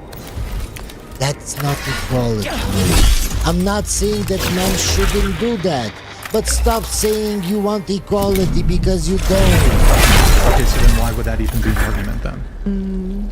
Can you repeat the question? I'm a really high-earning guy going on a date with a girl who's not broke, but she makes $70,000 a year and I make $1 million. And I pick her up in a Lamborghini. Mm-hmm. I've definitely spent more money showing up to that date than she did. Yeah, so if I show up in my Lamborghini and my Rolex and my custom suit and whatever, I've spent more money in preparation showing up for that date. Should she fully pay for the whole date? No. But I spent more money getting ready. I am never gonna pay for a first date. Can I? When you see how they think, they have no logic, guys. No logic. You can pick apart everything they're saying so easily, guys. This is why I tell you guys I never wrote anything for my videos. I don't have to read anything because it's so easy to dismantle everything they're saying. It's child's play for me, guys. I don't have to think about it. I don't have to read anything. Any woman who's been single and with their own and peacefully happily single for a little while and then found someone, explain to me like how you go back from this. Because as someone who's been in a relationship for most of her 20s and is now 30 and single, the level of peace that I feel, I can finish work, do a little bit of work on a Sunday morning, get back in bed, because it's cold, it's to be outside. I can sit with my yogurt bowl in bed. I've told you guys this before. The longer they are single, the more they get used to being single. And if you're not the perfect guy that she imagines in her head, you're not worth her time. That's how they think. What prenup demand instantly led to a couple breaking up? I had a young guy in finance in his late 20s. Good net worth for that age. $2 million. First of all, her lawyer called, and it's someone I've dealt with before. And he said, I just want you to know this list isn't coming from me. And I said, wow, we're off to a bad start. And he said, yeah, you're going to want to put me on mute so you can laugh out loud. She wanted a personal monthly allowance for cosmetic procedures like Botox and hair and nails. And she wanted a certain number of vacations per year that had to be a certain level. Flights either had to be private or first class. If she got pregnant, push present, baby, Julie, it had to be like a minimum value of $100,000. It was crazy. She was basically saying, you have to maintain this incredibly high level of providing for me. It was preposterous. So I called him and I said, all right, And whose fault is that? I can bet the guy from the start led with money. This is why she became so entitled and she thought she deserved all his money. Because he led from the start with money. Never lead with money, guys. Why? Because you don't know if that woman truly likes you for you or just for your money. Yeah, you can pay for dinner and stuff like that, but you don't need to do extravagant gifts for her and shit like that just to show her that you have money. Following the successful execution of your objectives, then the deployment of data. If it be the... She has what I would call a fairly ambitious list of demands. He goes, all right, let me hear it. And I maybe got through the first three and he went, yeah, no, it's not happening. I just want to marry her. This is going to divide opinion, but I just need to speak on this matter. Okay, I've worked on 2 London dating agencies. Many years as matchmaker. My client made first contact with them. These are the 2 consistent things that men and women ask for when looking for a match. Men prioritize it shall be done. I don't make the rules. If these creatures prove treacherous, you will serve as the implement of execution. See, guys, how they talk. So if we want a woman that looks good, it's because we are misogynist. It's because of the patriarchy. Can you understand Tech Priest, how the convoy of our prospectors brings raw men? materials for repairs to the Four-Breaker's Fist. And don't act for it, but this is what time and time again in the press. What does she look like? Her height, her look, always asking for photos. Good. I've never met a man. The Omniscient wish to know more about these new... The Omniscient did not gift me with great And women, on the other hand, would want financial stability or provider energy. So, okay, so why aren't you calling the women that want that feminist? Why aren't you calling them misandrists? Oh, because it's okay for women to want what they want, but it's not okay for men to want what they want.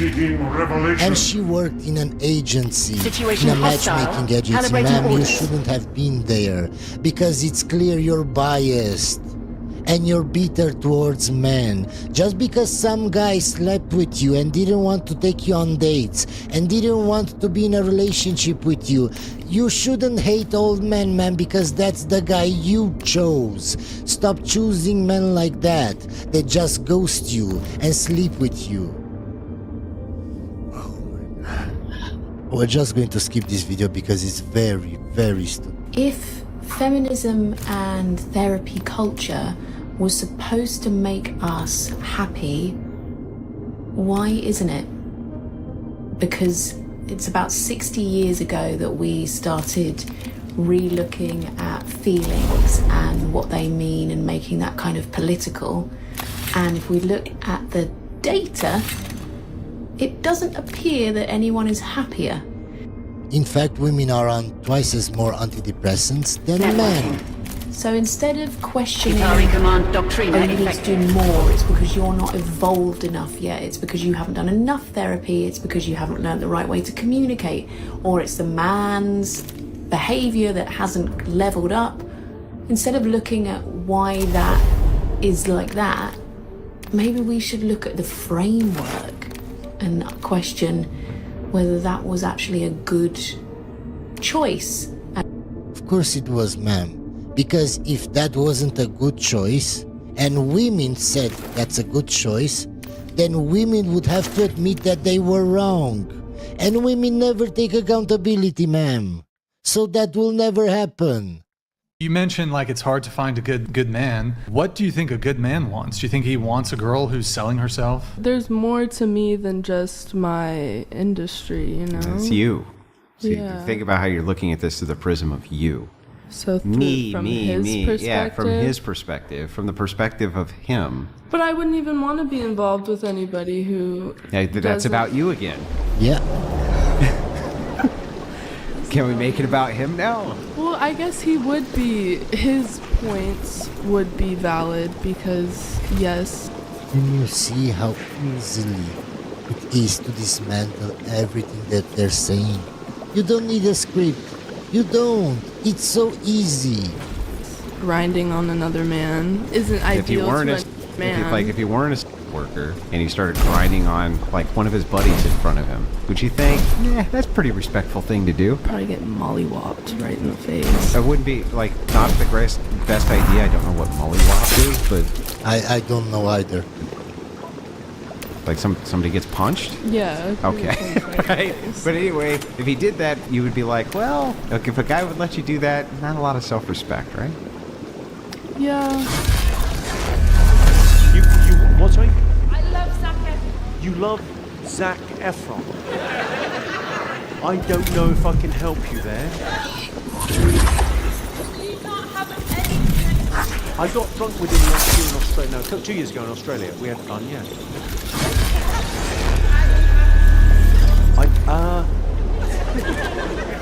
Yeah, but why would I? He's really. I don't want to. This is what I keep telling you guys. They go after men out of their league, and then they wonder, and they make videos on TikTok. Why are all men like this? Why do all men just sleep with me and then ghost me? This is why, man. Just think how delusional do you have to be as a normal woman to think that you have a chance with a celebrity like Zac Efron. And it's not really a margin call. You're like a different species to me. Okay, and he's a comedian, and he can say that because that's how he is. But if I say that, I'm a misogynist, guys. Because I'm telling her the truth. I'm a misogynist, how dare I? I'm a piece of shit. I'm toxic. I left my marriage whenever this, I hate saying this because I hope you don't judge me for this, but I'm being very honest with you. I knew I was not happy, right? Yeah. But I don't know if I would have ever had the courage to walk away. I met this man, Ryan, who would talk to me and he would remember, I'm not joking, I would see him 3 days later at the gym and he'd be like, Jen, did the plumber do something at the studio? Then I started testing my ex. I'd go home and I'd be like, do you remember the plumber? Da-da-da? And my ex-husband would be like, you tell me about a plumber. And I'd say, I told you about it yesterday. Situation hostile. This Calibrating guy at the gym orders. remembers me. Yes, ma'am. And you know why he remembers you? Because he wants to sleep with you. You know why your husband even remember that? Because he has other priorities, because he has other things on his mind that are more important. Do you understand, ma'am? I do the same thing. The small stuff that I don't care about, I don't remember it, and it's not even if my girlfriend tells me about those stuff. It's stuff I hear, stuff I see on TV. If they're not important to me, I don't remember them. Why? Because I have to remember a lot of other things that are more important. So I have to prioritize. I can't remember everything that I hear or see. So for him that wasn't important because maybe he has other problems. Maybe he has to think about how to make money for you and the household. And how to provide and other stuff that are more important. That guy, his priority is to sleep with you. Of course, when I'm going on a date and it's with a new woman and I want to sleep with her, of course I'm going to pay more attention to what she says because I want to sleep with her. Do you understand their mentality? And my own husband can't even form a thought that involves me. And I started looking forward to this person. Now, I had heard a lot of things about Ryan. You know, I'd heard all this big past he had and this playboy that he was. Really? So, this is what I'm telling you guys. They know the guy is a big red flag. They know the guy is a Chad that talks to a lot of women, that sleeps with a lot of women. They don't care, and then they complain about them. We're just going to skip this video because it's so stupid, so stupid. I discovered my fiance's X-rated past and I don't know what to do. My girlfriend, now my fiance, has kept a rather important secret from me, which I discovered at 2:30 a.m. this morning. And now I'm scared, lost, and confused. This will take some explaining, so I'll break it up into chunks. Here is the backstory. Our wonderful relationship. We've been together for almost a year, and it has been completely blissful. I love her more than I've loved anything, and from what I can tell, she really loves me too. And I try really hard in this relationship, not to the point that I'm possessive or controlling. She has as much freedom as she wants. I will always make her a cup of tea. But it's clear he's a simp that has no boundaries. My guy, in a relationship, you can't do whatever you want. You can't act like you're single. You can't go places like single people because you're not single. So letting her do whatever she wants, it doesn't mean that you're, oh my god, I'm not possessive, I'm not controlling. No, it means that you're a simp. Just look at the simpometer. It's going wild.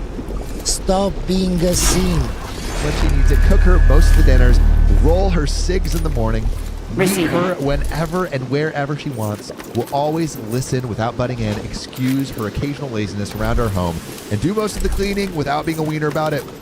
I earn quite a bit more than her, and I generally pay for things, and I'm doing this to help. I swear, if I wanted to give a definition about a simp, how a simp would look in my mind,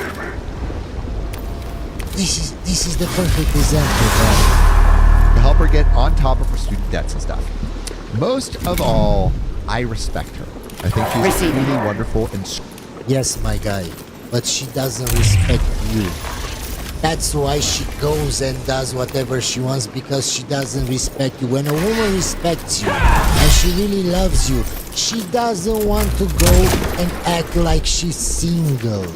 Because she knows she's not, and because she knows she can lose you. And she doesn't want to lose you. If she goes and she acts like she's single, and she does whatever she wants, and she goes on trips with her friends, you know why that is? It's because she doesn't care if you leave. It's because she thinks she can do better. It's because she's settled with you. And from the start, you not seeing that shows me that you're very stupid. You are the perfect guy that deserves everything that is coming to him. Strong woman. We're both pretty serious feminists. You get it. I'm the perfect effing boyfriend, jokes, but I really do try to be as good as I can for her. I just like doing it. It makes me smile when I do something special or even just a bit thoughtful, and I can see her appreciate me. We've never had any arguments, really, only minor disagreements. Neither of us have ever raised our voices. Why would you have arguments, my guy? Have you divined the whatever she wants. Of course she won't argue, because Yet she the likes Necrons doing themselves do not occupy the structure. Or been violent in any way. This is pretty great considering the intensity and speed of the relationship. We hate spending time apart. Inquiry provides slept in data. separate beds since February 13th. I know it's sad that I know that, but she does too, and and we giggle unbearably when either of us mention it. And oh my God, don't even get me started on the spicy sleep. It's amazing. She gets my spicy hobbies and I get hers. We have spicy sleep often, and it consistently is incredible with multiple oh moments all around. We rent a flat together, own a cat together, are spending Christmas together, getting married in June, and after that, planning to move to New Zealand and having kids.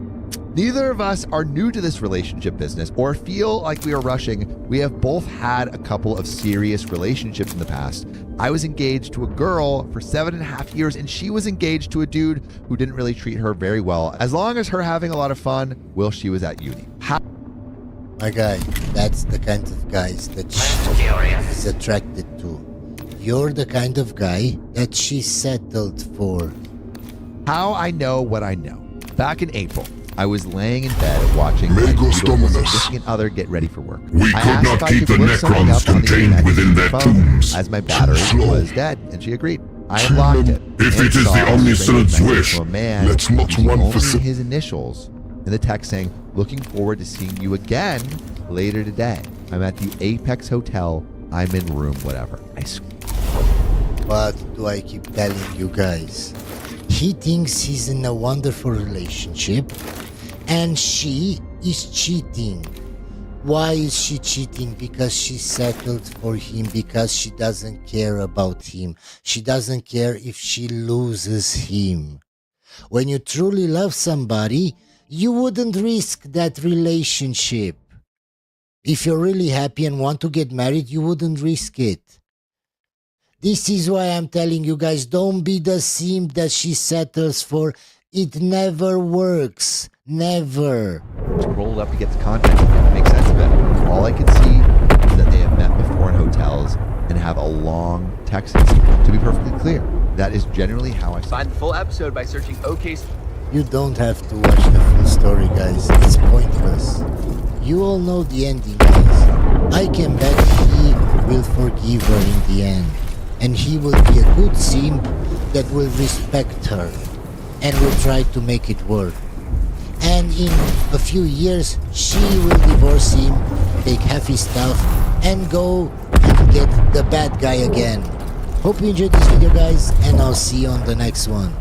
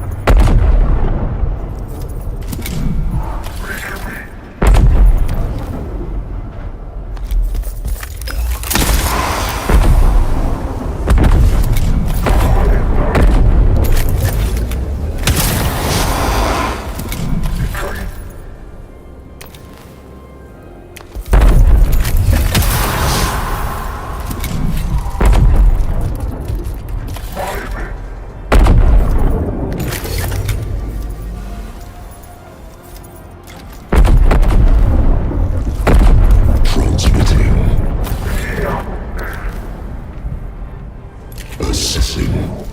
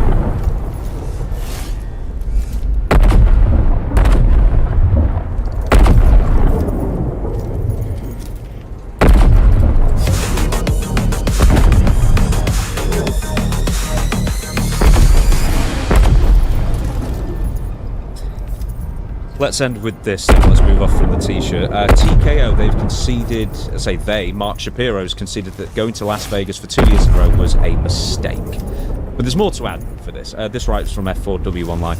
Shapiro sat down with Brian Sotzi of Yahoo Finance for an interview that was recorded before WrestleMania. They recorded this, by the way, but was released this past Monday.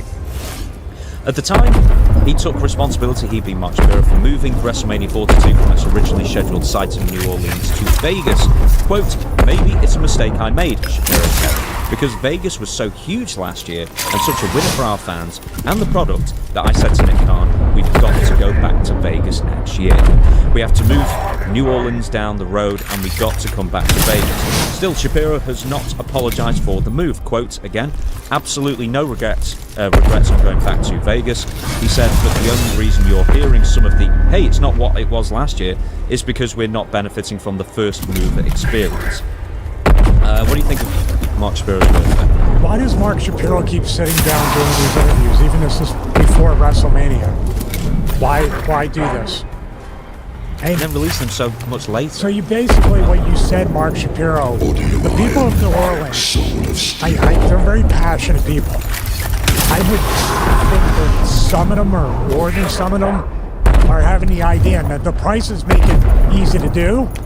Boycott WWE when they do come for their Money in the Bank consolation PLEs. Like, what do you mean? Like, there's such a thing of fans saying, been there, done that.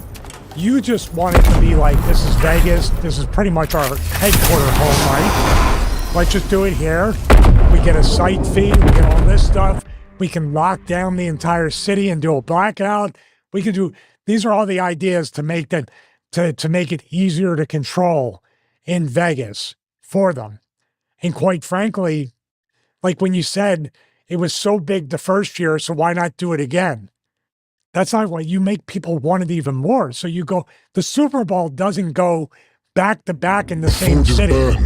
Matter of fact, they announced 2 to 3 years out where they're going to be. The World Cup. The intervention trade turned the tide. Going to be. Have they ever taken the World Cup back Lords of the to the same Omnisynod. exact city? We must the next time. Best I know now. But they announced stuff like 6 to 8 years. But isn't it a better business practice to give it to somebody new and take it on tour to where the Vegas Osirion can was say, discovered by we're the going to king, up our site fee so you can come back in 2 years. It is compensation for our trials on this world. There's a lot of...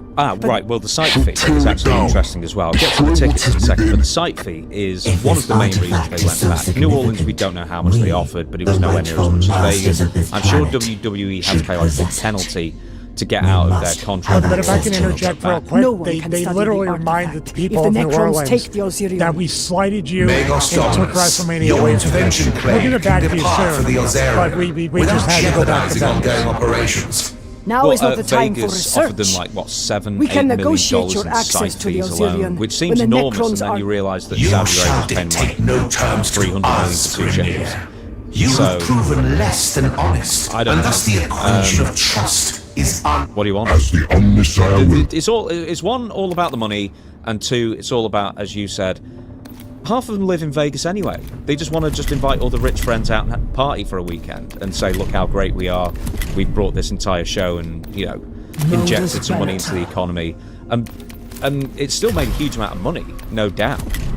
But I think it's disingenuous to say for any other reason that this was to do with money and a few people at the top of the company who wanted it to be there again. What was that quote again that he had said, well, you know, it didn't do as good as the year before? Did he give a reason for that?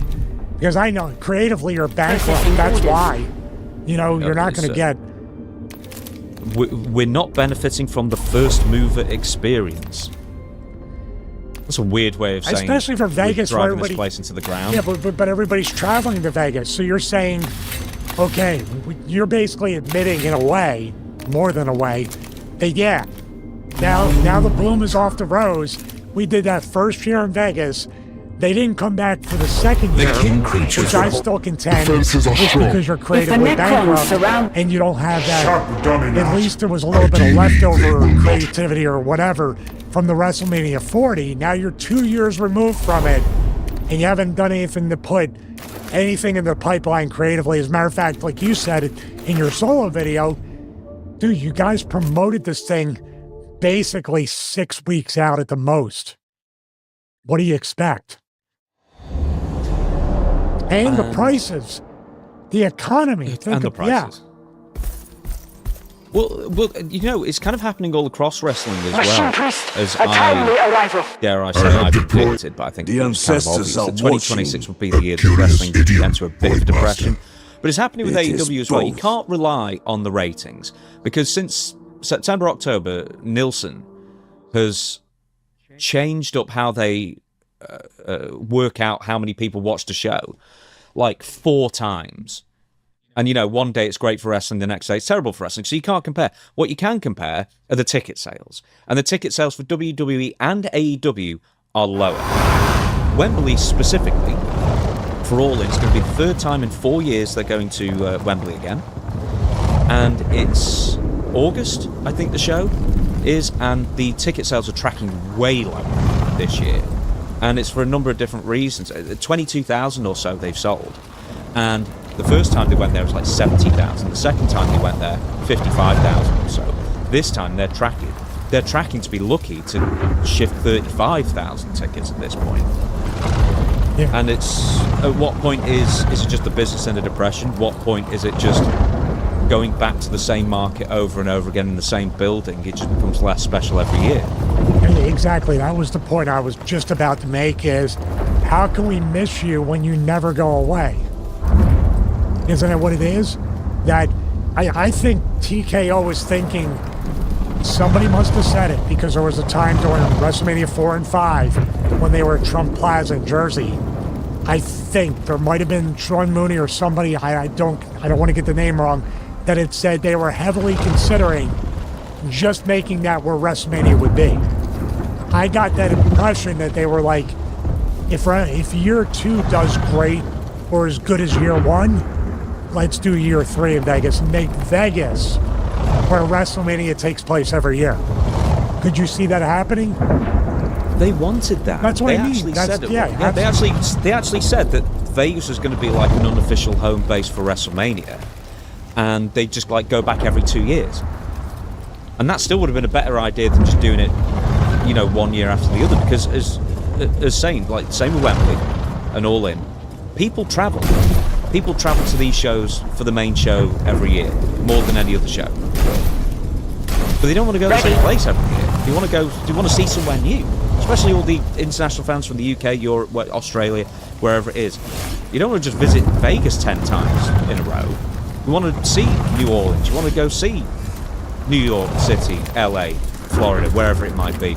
You want to have the full experience. And if you're just it's just the same treadmill experience every year, it just becomes more missable. Yeah, I hate to use the term lazy because there's so much effort put in the product, promotion, sets, everything. But it is lazy to go back to Vegas. I just want to put it that way. The other thing is, this is where TKO is just trying to erase every bit of legacy. That's what we talked about with the belts earlier. They're trying to erase every bit of legacy and make it the corporate WWE. What do you think? WrestleMania 40 was great in Philadelphia, but I thought there was going to be a tradition up until 30 they didn't do it. But for 10 and 20, why not go back to the Garden every 10 years? For the 10-year anniversary of WrestleMania, where it started the mecca of professional wrestling. But you know what? Because they have more tickets, stadiums, all that stuff. Yeah. There was something else that Mark Shapiro mentioned. This was about, this in a different interview. This was JP Morgan's Global Tech Media and Communications Conference. TKO's Mark Shapiro said that the reason UFC passed on Ronda Rousey versus Gina Carano was it was quote, more of a stunt than a meaningful MMA event. So apparently, I guess he never saw any Logan Paul or Jake Paul fight, or James Toney in the UFC, or CM Punk. That was a stunt. Processing orders. You know. Anyway, the point is that that's what he said. He thought it wasn't good for the sport after how it played out. Quote: Netflix wants big spectacle events, and they saw this as a big spectacle event. We're in the true MMA business on a meaningful, consistent basis. By the way, they just announced on the same day that Conor McGregor's return. When he looked at this potential matchup, keep in mind that there's a real art and skill to matchmaking. The answers Dana White and Mark Shapiro and Ari Emanuel got back from Dana White and Hunter Campbell were that the fight will be over in 20 seconds. Which it was. Quote again. I don't believe a fight like that, just the way it played out, is really good for MMA, especially because it's Netflix and such an incredible global audience that is going to sample, depending on what comes up on the front page, to go to that fight and think that's what MMA is. I don't believe it's good for the sport long term. We saw it that way and decided to pass on it, taking nothing away from Rousey or the win or the viewers or the broadcast. It very much sounds like he is. And I was thinking, man, that's so Dictionary and almost revisionist in the sense that, well, one, it was a huge event. Yeah, the fight sucked. But the fact is that these are the two biggest MMA women legends in history. And you can always promote, it's like, you can promote it as the Seniors Tour, a Legends match, because they are two women's legends. Slamboree, when Funk and Tully had their match and stuff like that. Yeah. Here's what it was, right? Was that UFC, and Hunter Campbell specifically, turned down that fight because pay-per-view no longer existed by the time it happened for UFC. It's now all on Paramount Plus. And therefore, Ronda and Gina wanted guarantees.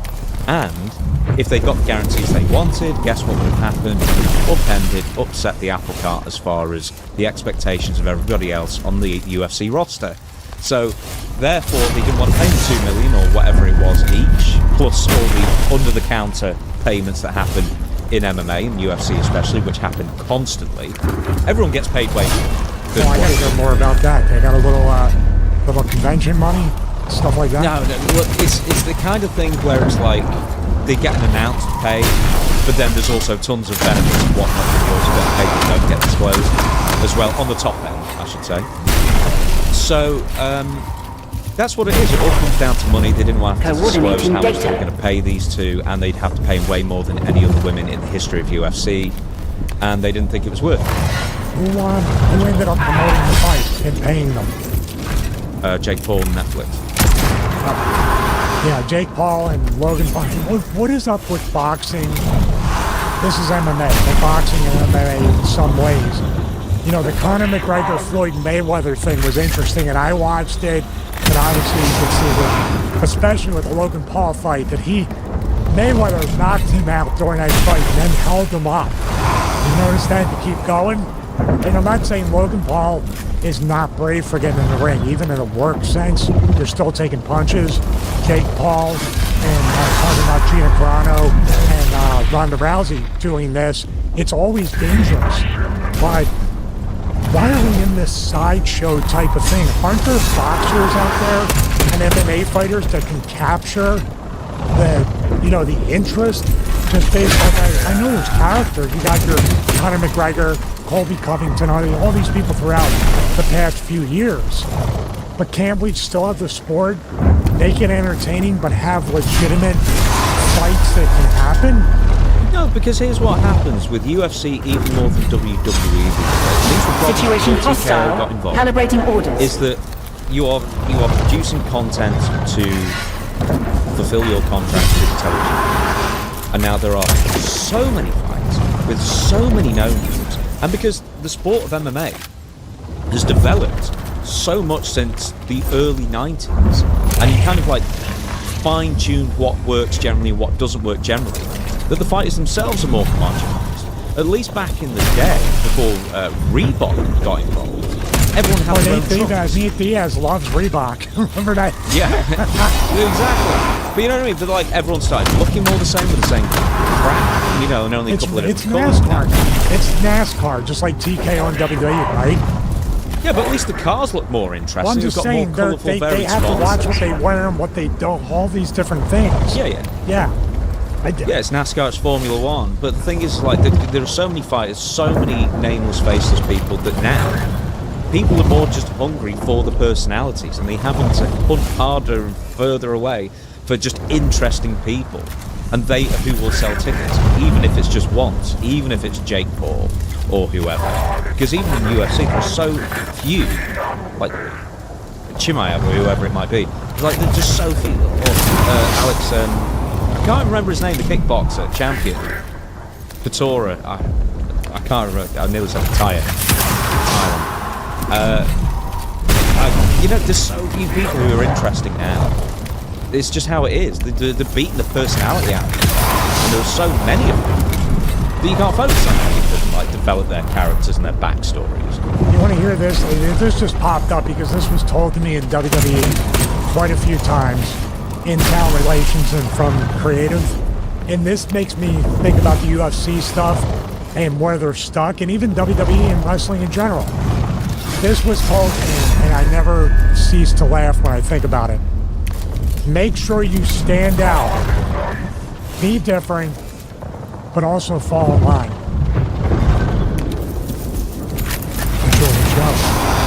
That's literally like you just described the ultimate trap for anybody. That no matter what I do, it's wrong. It was Alex Pereira. I totally forgot his name. Just it goes to show you. Well, they're really making memories over there in UFC, aren't they? They're really making memories. Well, the thing is with UFC as well, they've fallen into the trap of trying to make the biggest fights as far as, but like not on merit, not on like rankings, but like who they think in the short term will despite what was a pay-per-view buy. You know, I'm surprised has not been, like, even in a special attraction fight, who has not gone back to UFC even just for one fight, and maybe he will. Brock Lesnar. Or Brock Lesnar. No, what? Dude, TKO owns UFC and WWE. Yeah, that's true. There's but like, $10-20 million to fight. And it's going to be, basically, Gina Carano hadn't been in the ring or trained, and you said she lost 100 pounds to get ready for this fight. And they knew what was going to happen, but Ronda Rousey wanted to give her the fight to, I guess, motivate her or inspire her, like you said in your solo video. The foe are falling back from your sector. $20 million. I am committing even my... being as old as he is. I can still a massive burst of win power. a fight with half the roster or more. Impossible. He's a tough dude. Fall back from these positions and rendezvous they in probably the would do artifact that chamber. for Brock, even though that would be a Legends fight. But they wouldn't do that for Ronda because she hates TKO and TKO hate her. I mean, Dana loves her, but a load of people don't like her in TKO in the UFC and WWE side, so they wouldn't do it for her, but I bet they would for Brock. So I think it's a possibility, and like you talk about a huge moneymaker for both companies, to have a UFC fight featuring Brock Lesnar or Lesnar, whichever one returns out of retirement. No one advances. And goes and fights. Kazarian's inner structure is suited to close order defense. Would you want to see Brock versus But you Punk? have attracted additional... Yeah, sure, why not? I'd want to see Brock versus Cain Velasquez again. Just one more time, just to roll it back, see what happens. From Saudi? No, not the enemy has infiltrated the UFC. Cain absolutely massacred is with the first time, but then Brock. Look, Cain was an absolute murderer back in that day. Well, he nearly was a murderer in real life as well. But that prison food might have fed him up and given him some. Yeah, we need some context to the situation of like how would we all react to that. Oh, you want me to tell the story? Oh, okay. Was it his niece? I think it was a young family member. Anyway, I don't know if it was his daughter or his niece. Found out that someone at I guess was it like a childminder or something like that, or a nursery that they were something like in a position with young children. Yeah. Yeah. Anyway, the point is that he went off to shoot him, and he ended up shooting the wrong guy in the car.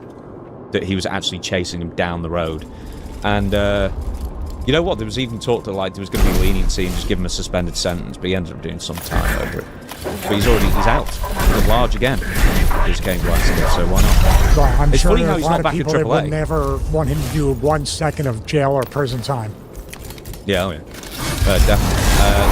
He's not back in AAA, and they were booking him before WWE bought the controlling stock in AAA, which would be interesting to see Cain Velasquez back. How old is he? Do you think he could, if they did do the fight with Brock, that they would do?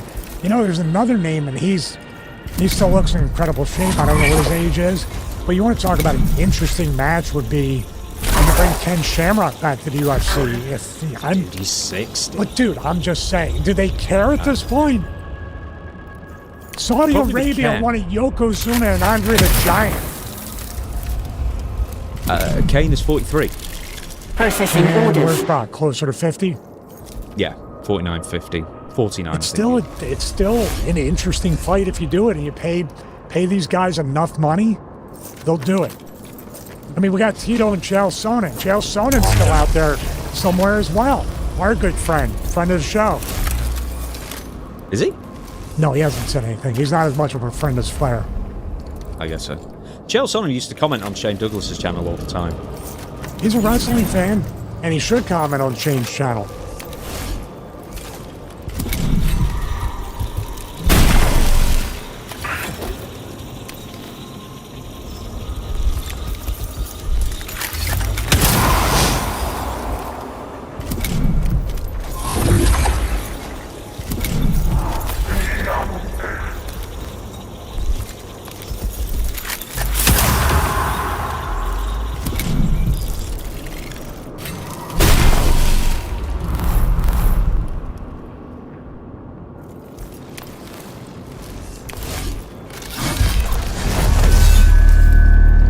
Situation hostile. Calibrating orders.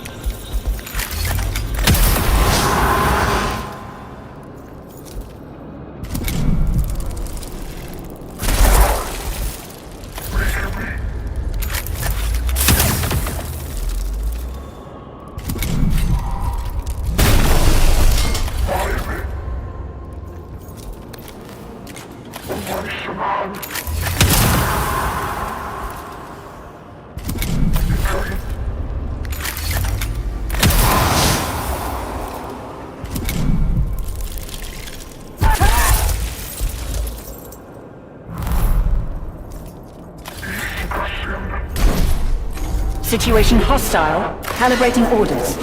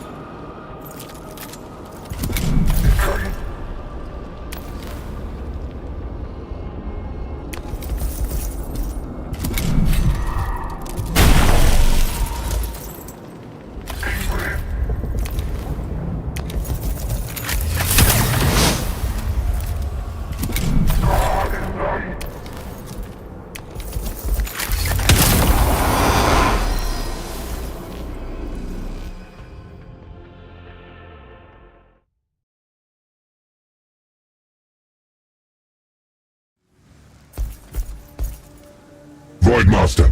It would benefit us all if we were to finally know what manner of artifact lies inside. If there is any information that would improve our chances, I am forced to demand it. By merit of need. Very well. The artifact is a gate. Even with such volatile power readings, such a... We were to study the gateway, learn what we could, but the enemy has it now. And if the Necrons can summon reinforcements from tomb worlds beyond...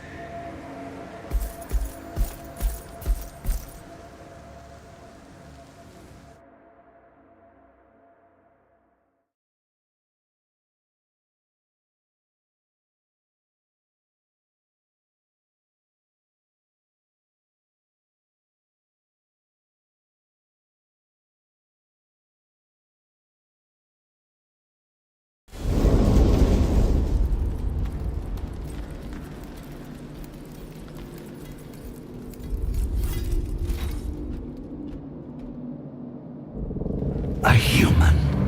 Ah, the war priest, Faustini. Your ruler was thrown back from Erudition Gate in disgrace. This creature knows you? It knows my name, no more.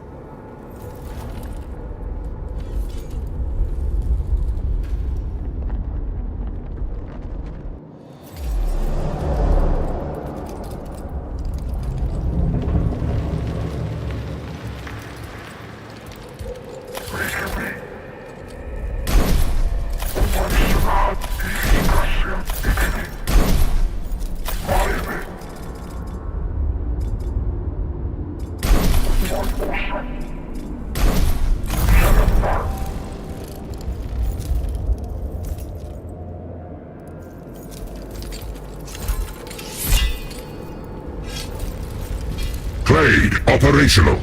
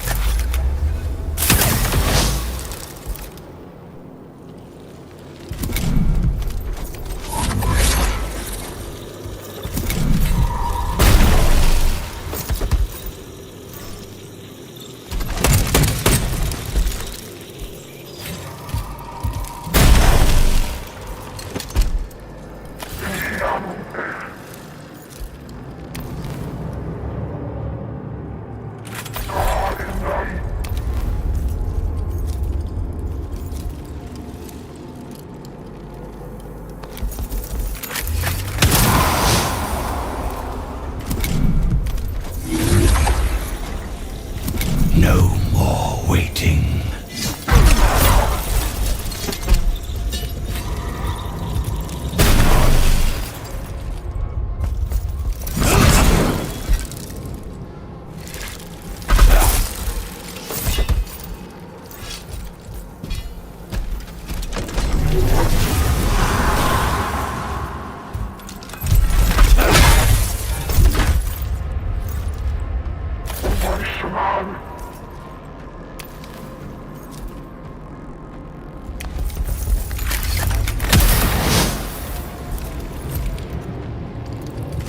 No more waiting.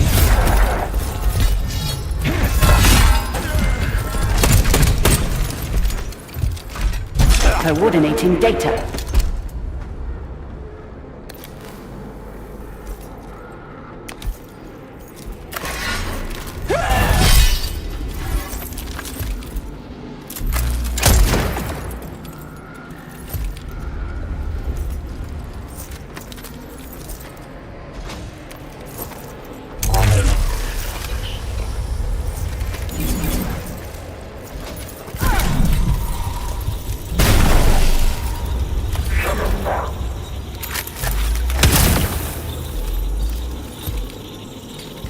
We kneel to none.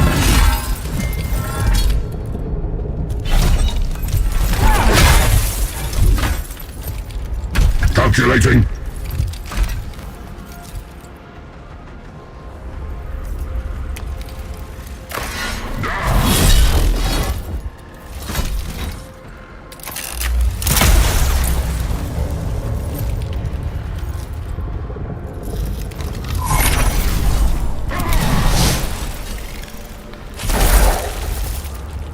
Situation hostile. Calibrating orders.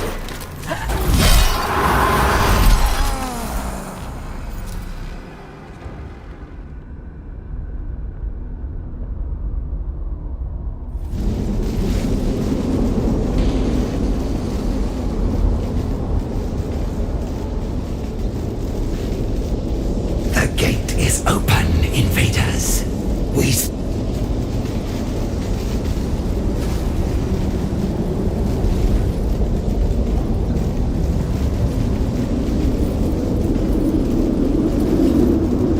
I invoke the authority of the Silent King and claim his right to tribute.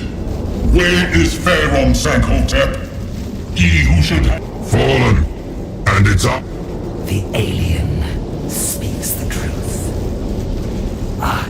An unforgivable failing, but it does not alter my purpose. I am Nectaneb. Machine Priest, something is wrong. My readings agree. It does.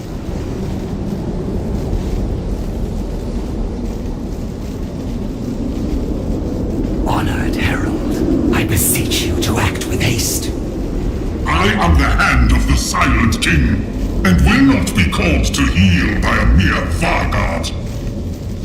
Patriarchal rules of conduct.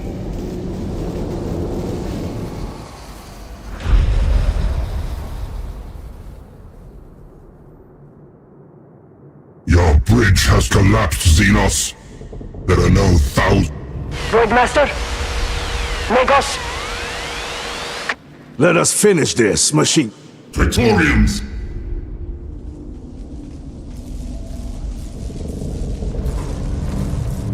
That gate is unstable. It could vaporize. We do not leave a task of... The Necrons do not live, Void.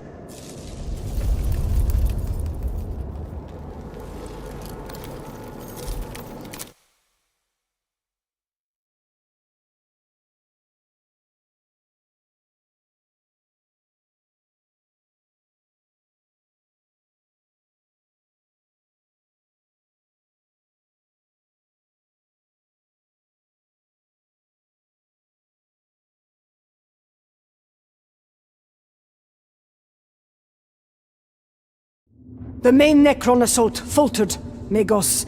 A stern fight, but we held.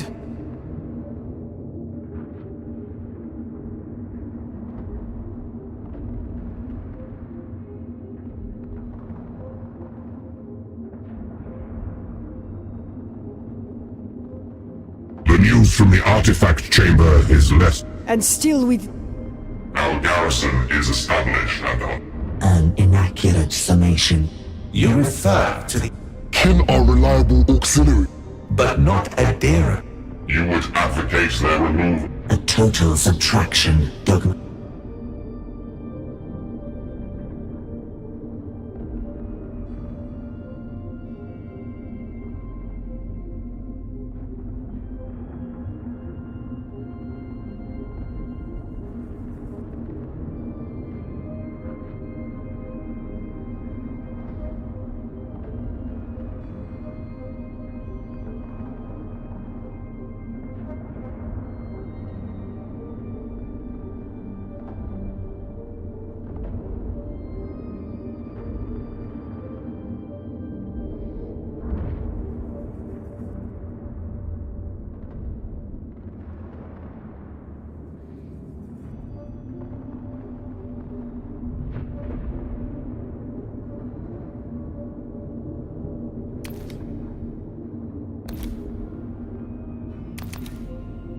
Obedient.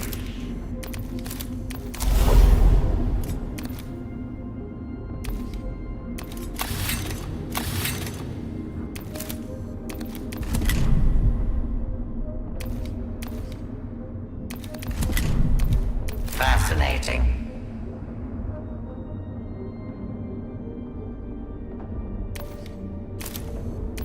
Awaiting enlightenment.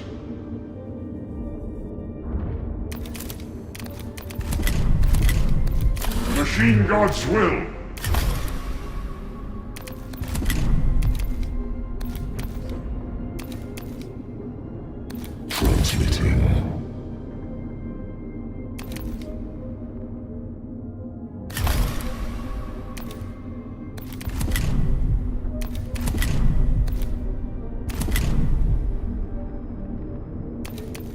optimized.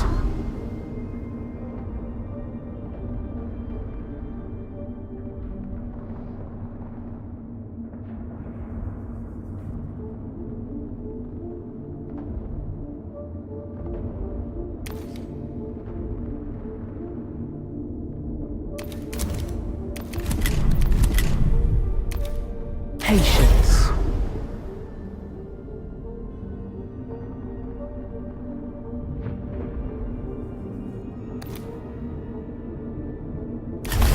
Our scholars have perused the reams of data. Then this tomb structure... An accurate... I see. Again, your...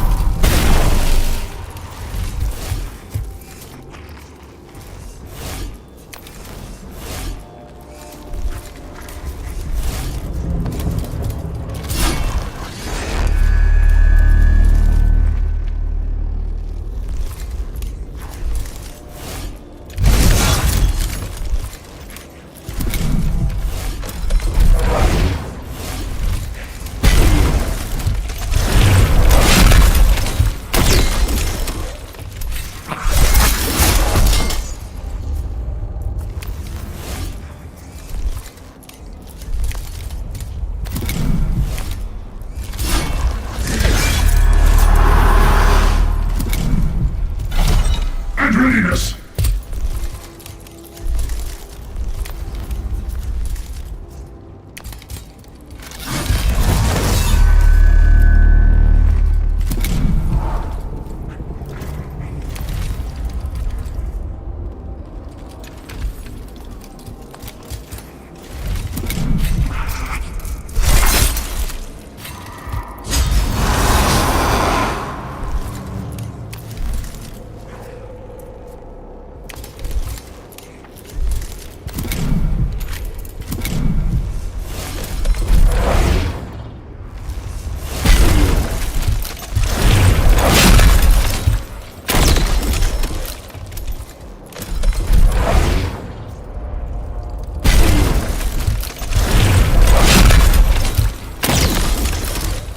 Modus Venator. I detect the data scent of the prey.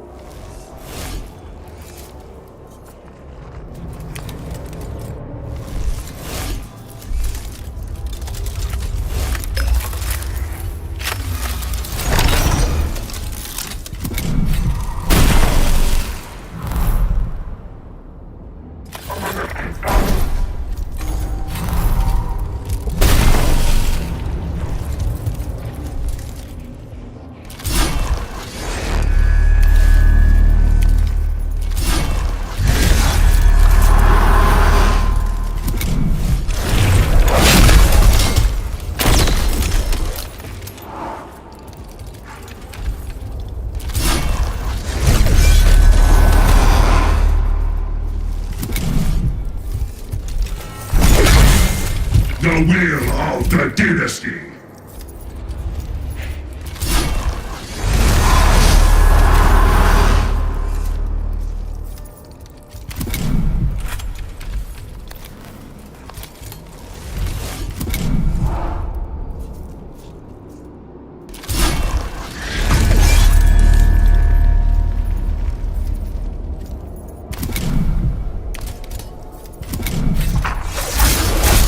lying in wait.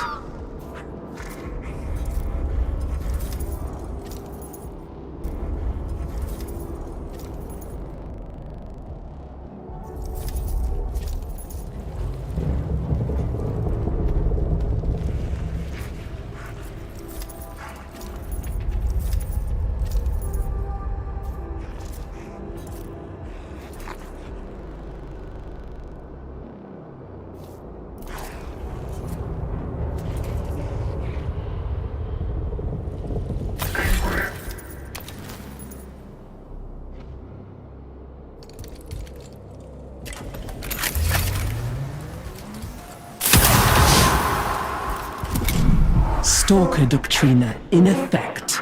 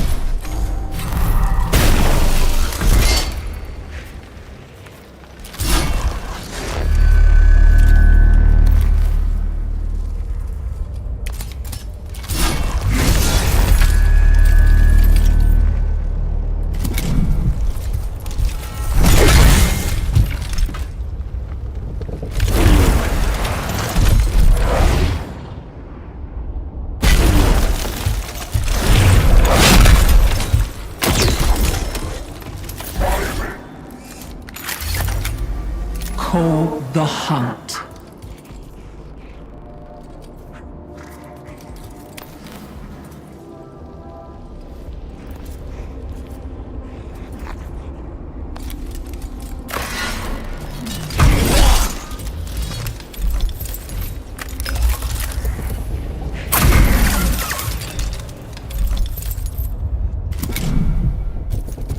Ready to receive the enemy.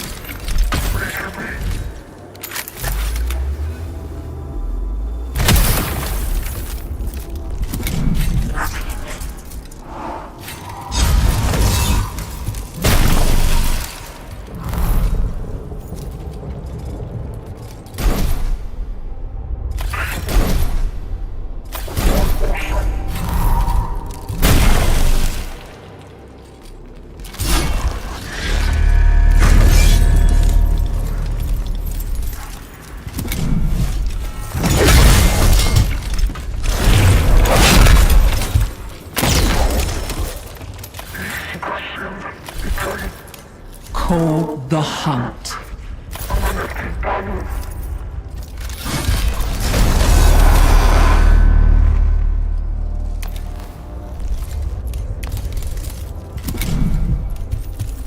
Ready.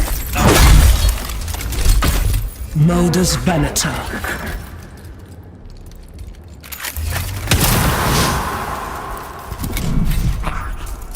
Modus Venator.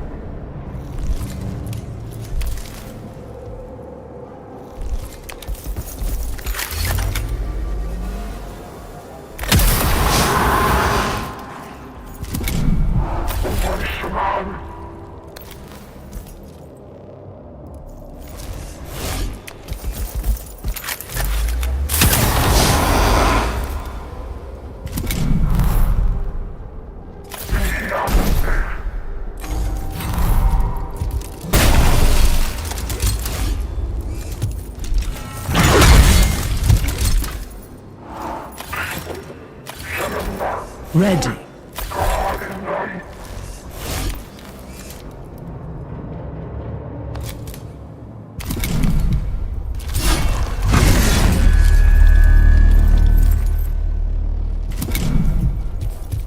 Call the hunt.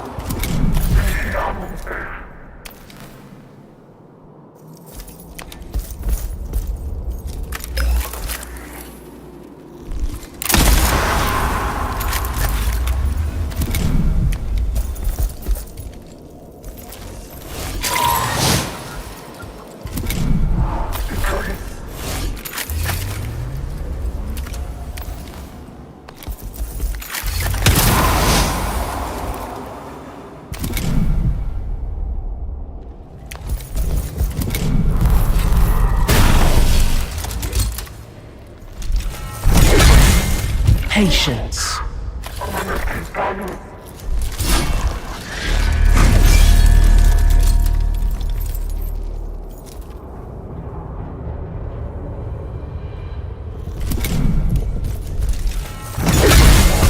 I detect the data scent of the prey.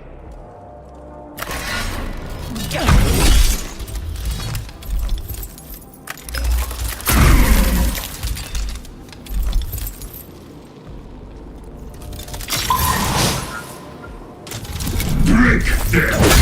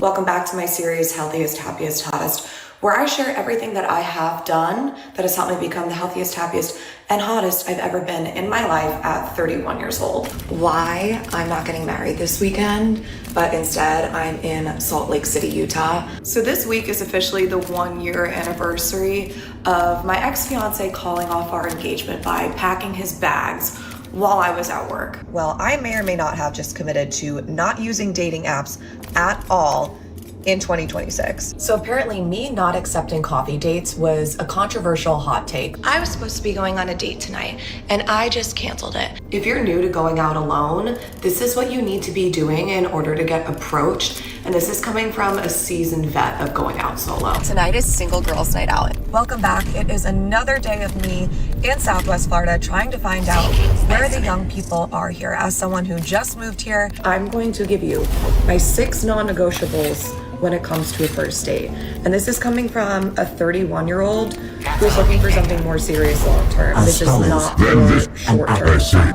One thing that I've noticed is I think I'm in that weird age gap. I meet a lot of men who are 26 and younger, and then it's like the 40 plus who are already divorced or even older than that. I have a question for my fellow single ladies in their early 30s. What ages are you dating? Because I was talking with my friend last week. I was telling her I'm ready to start dating again. And she asked me what ages I'd be open to dating. And I said, I have no idea. Because over the summer, I dated a 25-year-old and a 37-year-old. And the 25-year-old was more mature than the 37-year-old. So if you're in your early 30s... No, ma'am, that's not true. It just seemed that way to you. Why? Because the younger guy tried 10 times harder because he wanted sex. Because he can get women his age. The older guy didn't care, man. He probably has multiple options. So of course the younger guy will act more serious because he wants to get laid. Are you having better luck with older guys or younger guys, because I personally just can't seem to find guys in their early 30s who are single.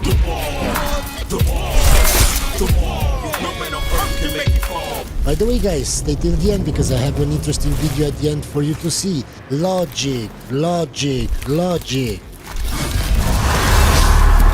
And as always, if you enjoy my videos, consider subscribing. Quick cry, Pilates, second cry, coffee, go. Dating apps when you're over 30 are just like a really sad place, and I don't understand why.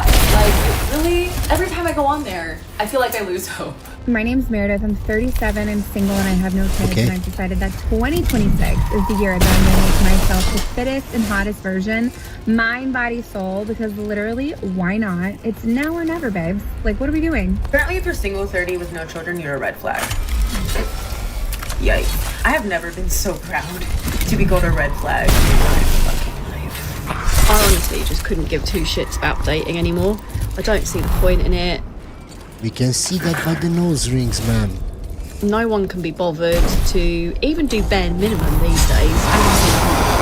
If you keep walking around saying you just want a relationship and you want something real, but yet you keep finding yourself in situationships, fuckboys, narcissists, and the emotionally unavailable, it's because of you. You choose those people. Nobody's forcing you to date them, to talk to a man like that or women like that. It's on you. Take accountability. and the reality is you're not actually ready for that.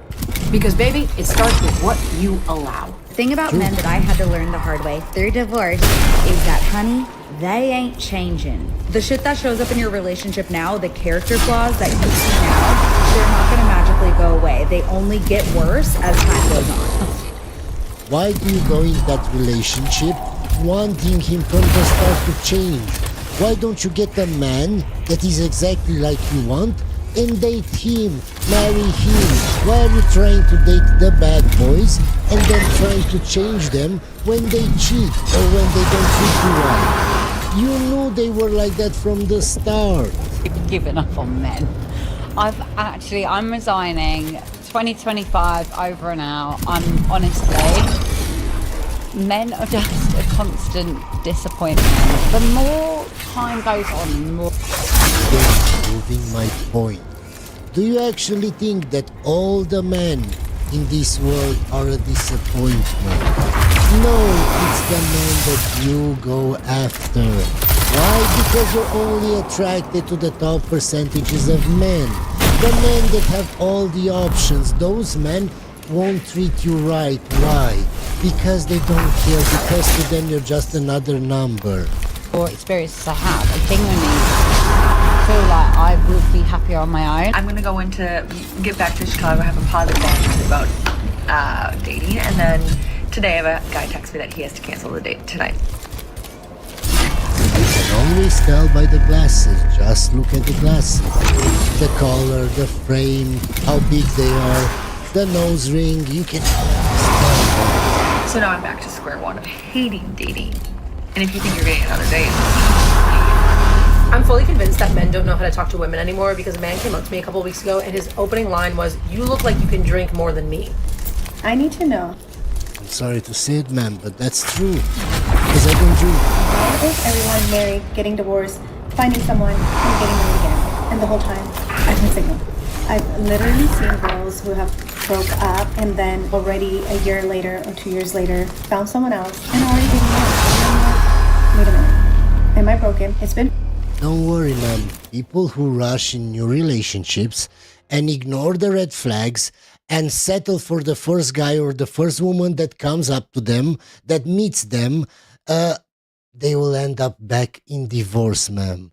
You can see in the studies what's the rate for divorce in second marriages or in third marriages. It only gets worse and worse and worse. It is done, Lexico Arcanus. Since I ended my relationship. Being single in your 30s while all your other friends are engaged, married, or having kids kind of feels like when the server brings out everybody's food except for yours. And at first you're like, no worries, I'll wait. Mine's probably just taking a little bit longer to prepare. Please Please, dig in. Do not wait for me. Mine will be here shortly. More time passes, everyone's halfway through their meal, and you've still got absolutely nothing. And you start to wonder, do I exist? Am I here, or did someone forget about me?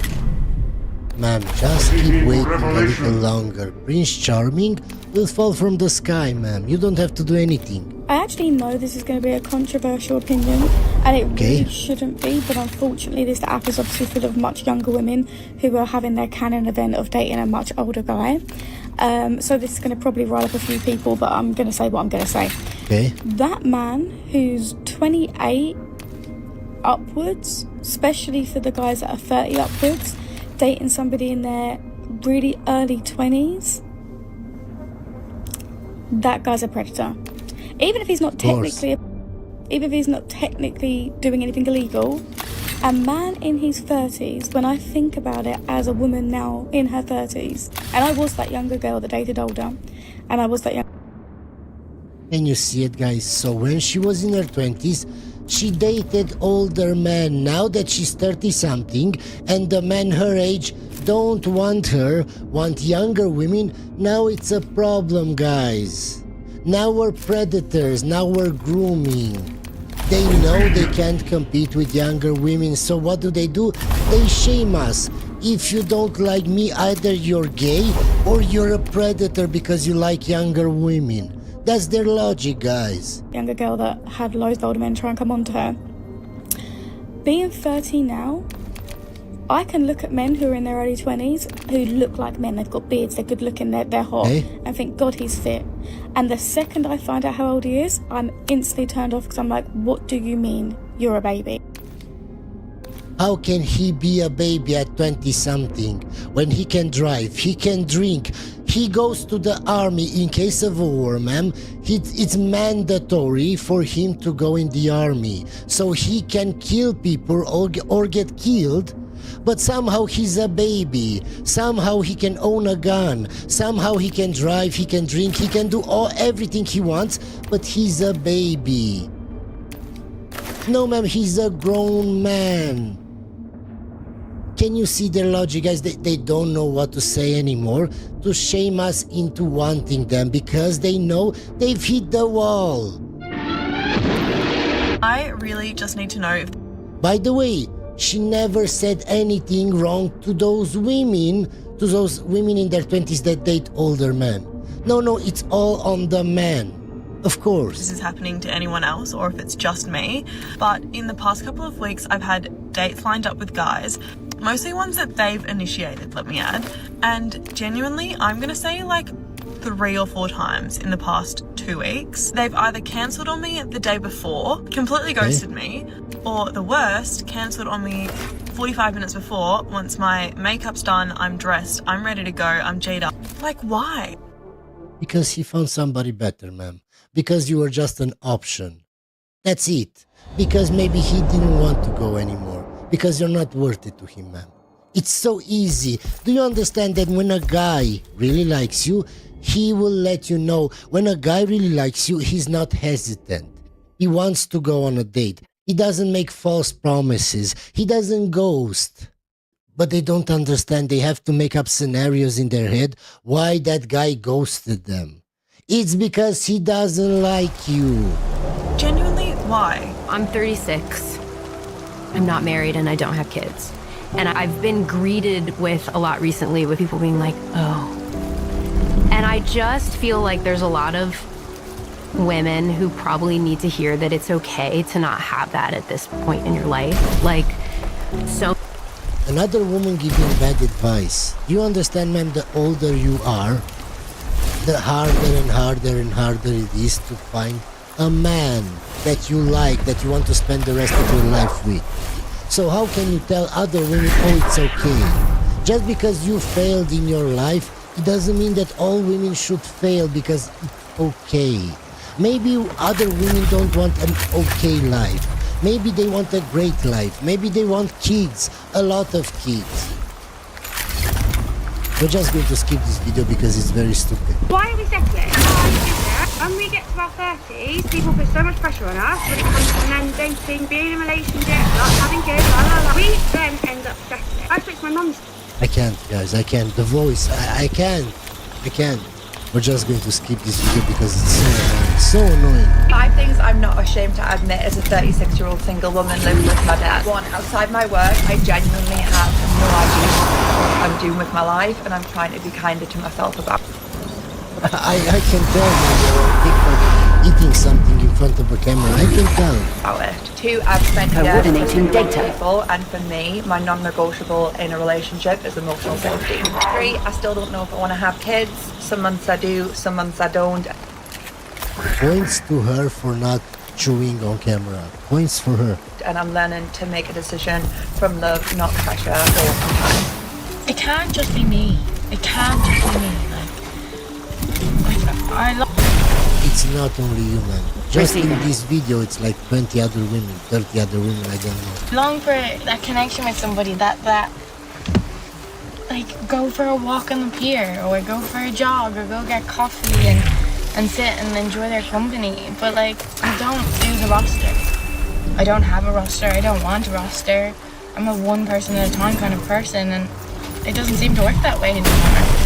It's easy, ma'am. If you want that kind of guy, just find a geek that is into Pokemon or Star Wars, that doesn't have time to think about other women or talk to other women because he's trying to grow his collection.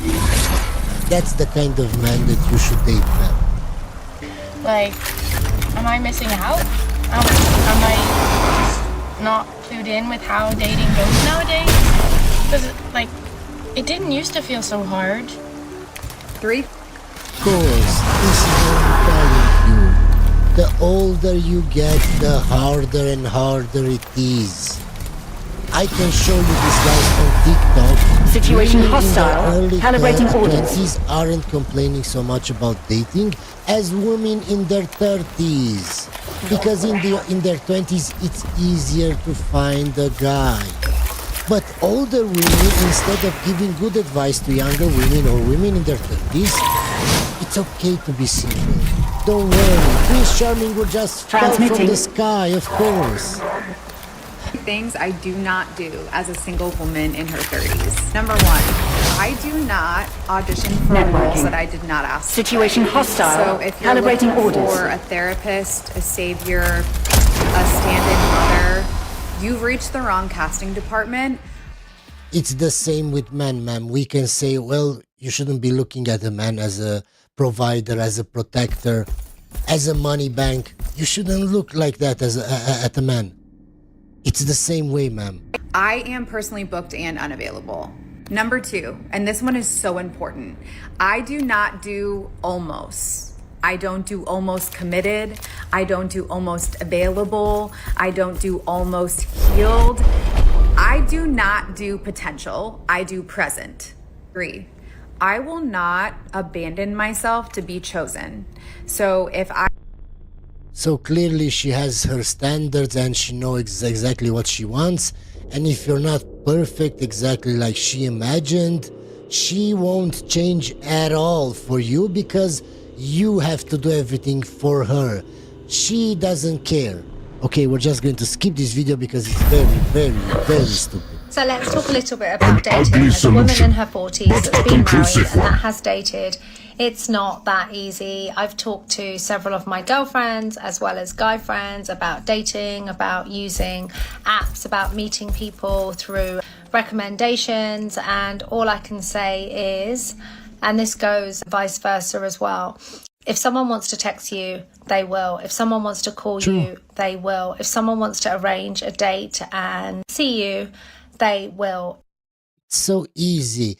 If they really like you and if they're sure about you, wanting a relationship with you, they will show you. If they're not showing you this, it's because they're not that into you. For whatever reason, it doesn't matter. If it's really difficult, if someone isn't calling you, if you're waiting 24 hours for a text, if they don't want to plan anything and just say, let's just catch up, they're probably not that into you. Exactly.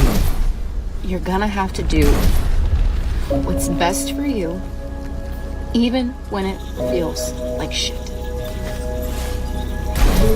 You have to understand that what you tolerate and allow in your life is what you will get. True.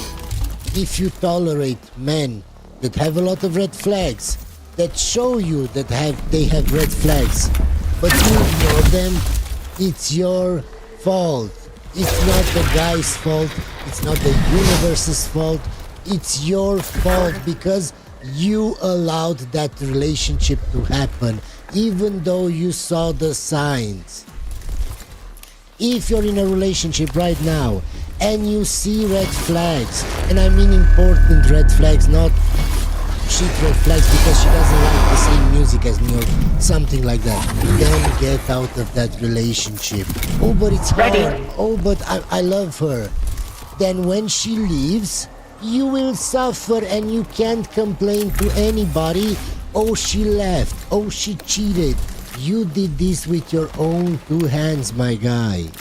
When someone shows you who they are, yeah. When someone shows you that they don't care, when someone manipulates you, when someone is back and forth with you, hot and cold with you, whatever the circumstances may be. Believe them. It's a red flag. It's a red flag. No, she's just bipolar. I don't care. Being bipolar is a red flag. Leave. Ready. Do what you have to do. And it's not going to feel good. It's going to hurt because there's a bond there. There's some sort of bond. But it will be 10 times easier than you wasting a year more or 2 years more, a lot of money, I don't know, maybe losing your house, maybe getting married, maybe losing your kids, I don't know. You can lose so much more in the future than you can do now in the present. Much, much, much more. And just think about years of your life wasted. But you have to. You have. And why do I say this? Because I went through that. I spent years on women that weren't worth it, just because they look good, just because I was a simp. Don't be like me. I wasted over 6 years of my life. For what? Following the successful execution of your objectives, strategic. You can't. Then the deployment.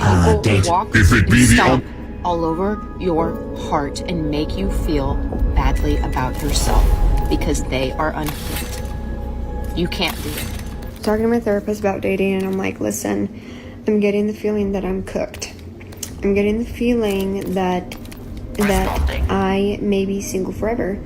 And I said, I was stressing this week. I don't know. And she was like, well, how are you meeting people? And I said, I did go on Hinge and we matched, but he said he's going to pick me up at 7 and he just never showed up. So I just stopped doing that. And then I said, well, I'm kind of meeting people through friends. And I was like, how did you meet your husband? Because I'm invasive and I want to know about my therapist's life. And she was like, we met at a charity event. And so she was a gold digger. She went to charity events because she knew that's the place where wealthy people are. From the start, a gold digger. And I was like, that's low-key the coolest thing. And she was like, you need to go to galas and charity events because 1, you're not going to find any broke men there. What did I tell you? And I didn't listen to the video when I heard charity. And she's right. Usually at charities, there aren't broke men there. These are very sophisticated, educated men that want to help change the world, that want to donate. And that's how I met my husband. So it's come to my attention that if you are a single 30-year-old in this generation, you're pretty much cooked. And here's why. So I've been single for about a year now, but prior to that, I was single for 6 years. So if there's anyone that has a little singleness expertise, I feel like I would give myself credit. And this is what I've noticed. So 30-year-old women are doing different hobbies than 30-year-old men. Of course. So there's not a lot of crossing paths, right? This is why I tell you guys, men and women think totally different, but women expect us to think exactly like them. If they don't like something, we shouldn't like that. But it doesn't work like that because we think so differently. Right? And the other thing is that We are 30. We are tired. Most of us work 9 to 5, right? We do what we have to do. We log in if you work from home, or if you still commute to an office space, you're in traffic, you're tired. You have less time for going on dates. You have less time for bullshit. Yeah. If you don't have kids, you really don't have much responsibility than just to come home and do whatever you want. I think part of the issue with dating is that we feel very isolated in our experience, and therefore we start to think something is wrong with us. I'm writing a dating book, a dating guide called Let's Fucking Date. Another woman that is single, that can't get the man that she wants, but yet she's writing a dating book. Are we in the Twilight Zone? How to become a millionaire? Let me write a book, but I'm broke. I don't know how to make money, but I'll write a book how to become a billionaire or a millionaire or whatever. It's so stupid. Only on TikTok you see things like this. We're just going to skip this video because it's so stupid, so stupid. Feels like every single person in my life is either engaged, married, or just married, or getting married, or pregnant, or just had a kid, or is about to have a kid. Yeah. It is ostracizing. Yeah, it's overwhelming to open up Instagram at some points. Yeah. Who forced you to be single till this age, man? Why didn't you settle down in your 20s when you had all the advantages in the world? When you could get the most men? Why? Why are you waiting till now and now complaining? Did somebody force you? No, man. And you kind of yeah, you're like, oh man, I do want that right now. I better get looking. So I'm 32, 33. Yeah. In 2 more years, like I probably should be pregnant. Yeah. But that's the current state of the dating climate. So they don't understand that each year they age gets harder and harder. And you say, oh, in 2 years I should probably settle down. In 2 years it will be harder than now. If now you can't find somebody to settle down, you won't in 2 years, man. Or the probability will be a lot less. Shall we? And babe, don't even like. What do you make of it right now? Because it's different to how it was 5 years ago. Yes, man, because you were younger. It was easier. You had a lot more men coming up to you and taking you on dates. 5 years from now it will be even harder, man. I don't understand how they don't understand logic.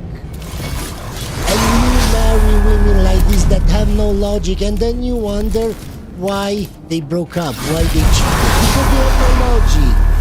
So different. Gossip in there. and the worst thing too is like, again, this is why like my sign that I think I need to do a bit more healing before I date again. Just listen to what words they're using. Signs, healing. It's so stupid, it has nothing to do with logic. They haven't read any studies. They haven't done any research. They haven't interviewed men to ask them 100 men, what do you want? No. A veritable hall.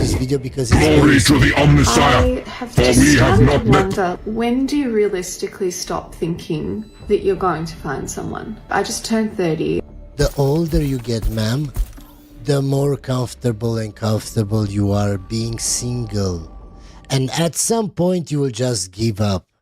And I am super active on dating apps, and I was talking to this guy all week.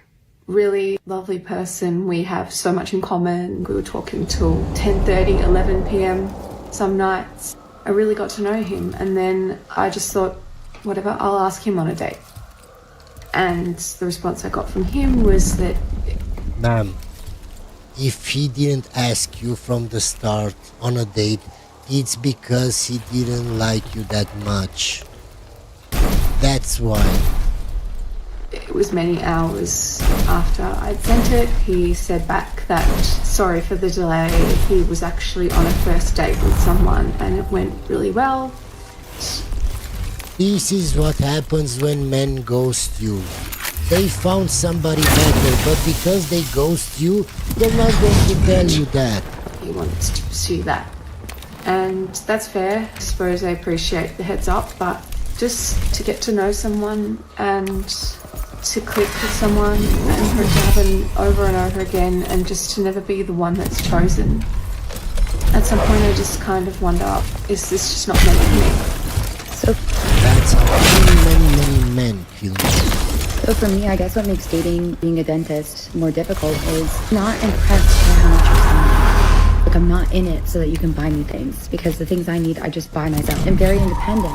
I really am looking for a partner. Show me emotional intelligence.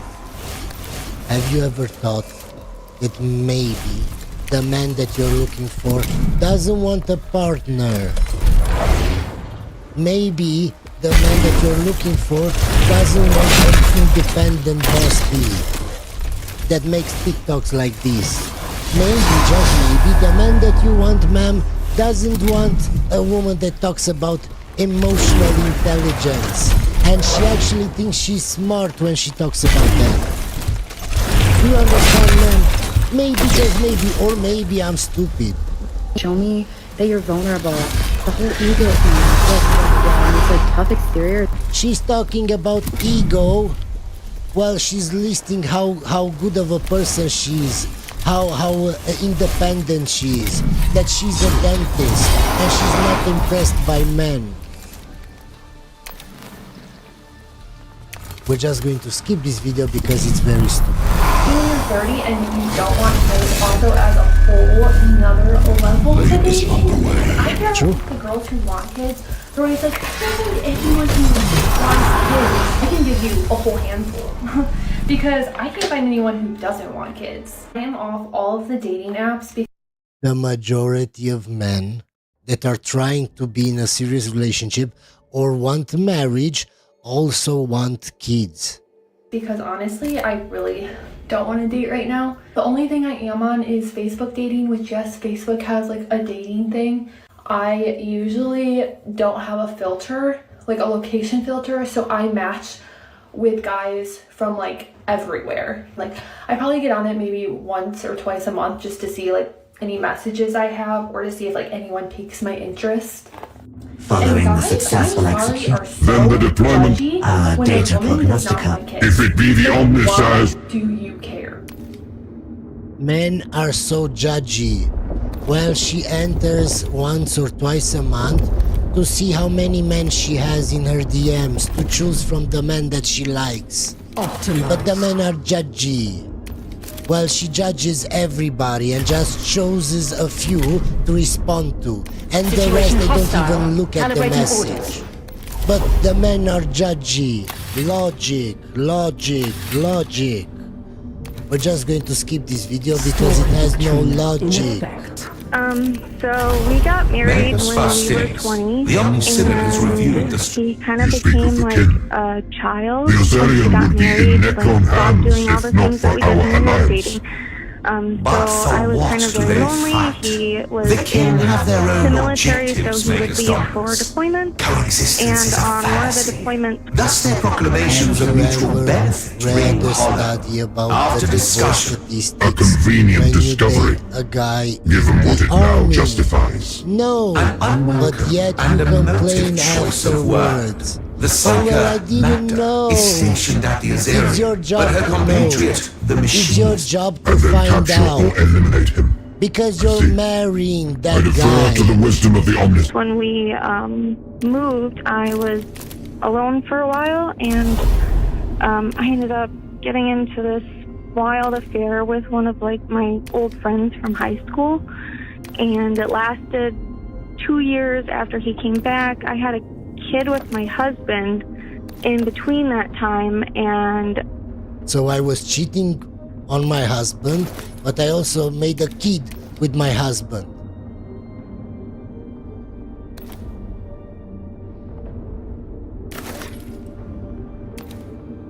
Okay. I decided that I didn't want to be with the guy that I was in an affair with, so I ended up breaking it off. And I told my husband that I had an emotional affair with him because I was really worried that he would become like physically violent and potentially go after the guy that I ended up having an affair with. So I just kind of kept it quiet, and 3.5 years later, My husband asked me last month, hey, was it actually an emotional affair? And I figured now was the best time to be clean and live with integrity. So I told him, and now it's just been trying to work through it. So I don't really know what to do, John. I tell you what you should have done, ma'am. Multiple hunter clades are converging on the Foebreaker's fist to begin a coordinated breaching that is operation. in the army. Let us that has a hope that we can probability occupy to be Alenvir away from until you the for ship a has long been secured. time, long periods of time. Because you had to think from the start, oh, I will be lonely in those periods. But you didn't care. You saw the red flags, you ignored them, then you cheated, then you made a kid with your husband, and now you're trying to fix things. Why are you trying to shit in your house and then clean the shit? From the start you should not shit in the house. Doesn't that make sense logically? No, Machine I'm kills stupid, is. I'm the stupid one. Time is precious. What's the delay in reaching I this gotta psychic say, bomb? I don't think you're living with integrity yet. Can I tell you We why? are currently resolving a navigation error. I know I assure you that we are in the vicinity of the coordinates relayed by the Omnisynod. I thought your crew well wrought, Faustinius. My pioneers have already scanned this whole section. I won't waste time sailing to far space. My kin will resolve this expedition. I have told me about. Alenvir has already departed from the Foebreaker's fist. We must abandon our deception and resort to open combat to disrupt his Living return. with integrity. The root word of integrity, it's integer, it's whole. I'm complete. And that wholeness and completeness for anybody starts with ownership. And so it starts with this idea, not that he started acting like a child and he stopped doing those things and then he went to serve our country and left me. And so then this thing just kind of happened. No, it's your fault from the start. You were the stupid one. Nobody forced you to do this.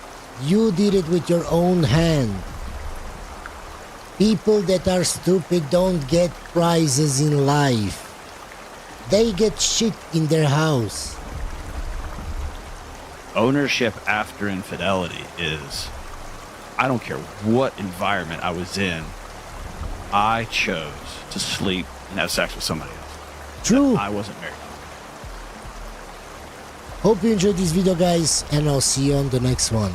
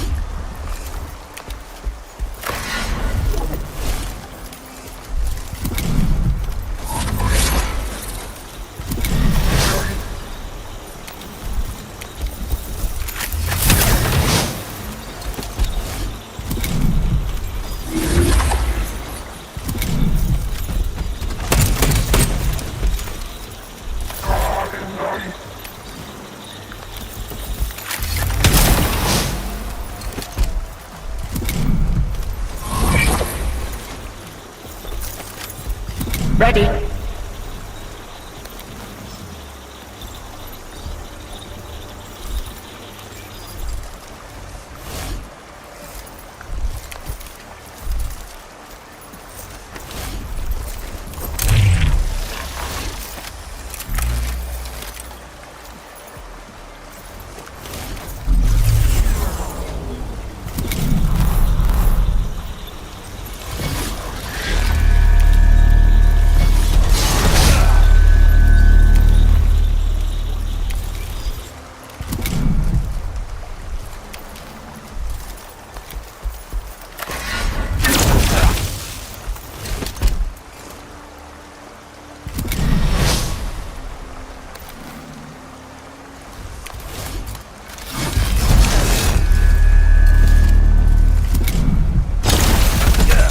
Processing orders.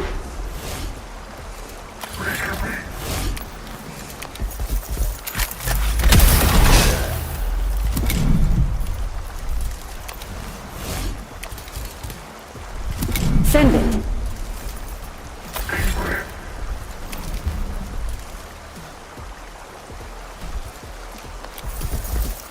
Ready.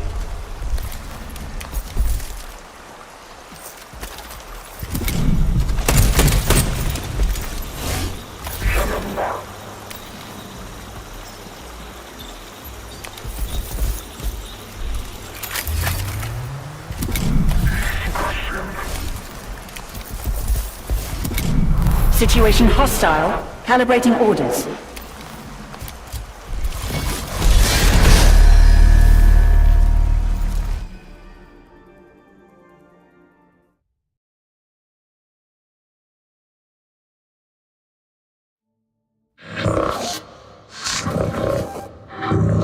An envier has realized that the Foebreaker's fist is under attack.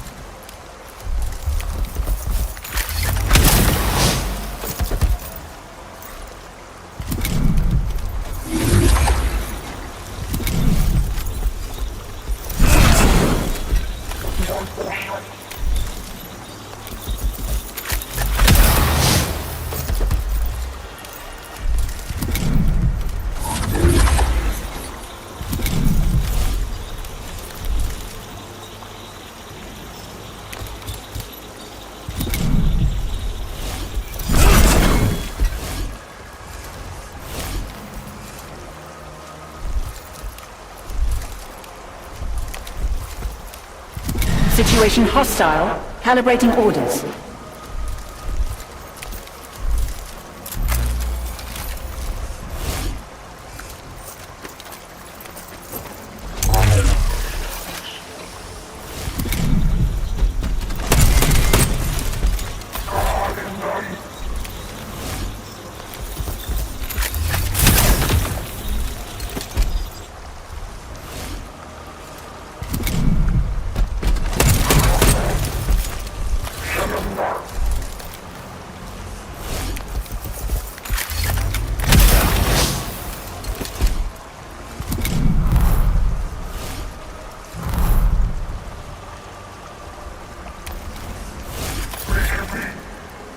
Send it.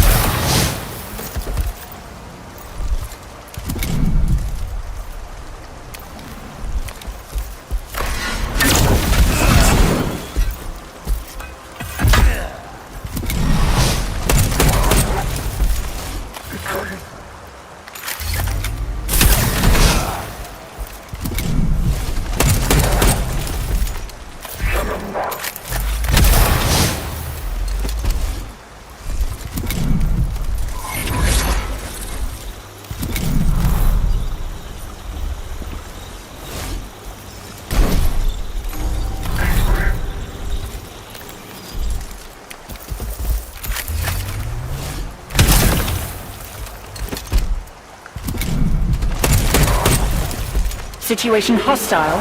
Calibrating orders.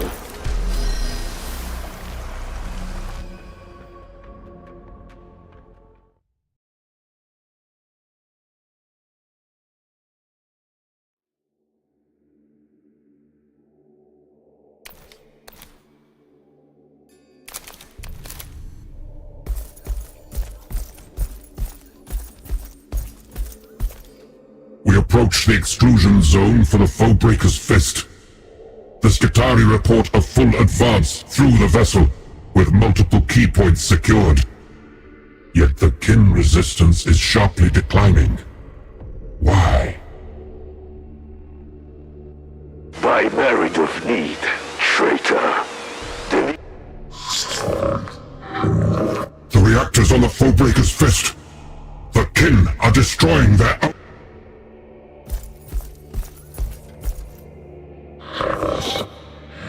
This is madness. I have witnessed the kin's devotion to efficiency in all things. Would they...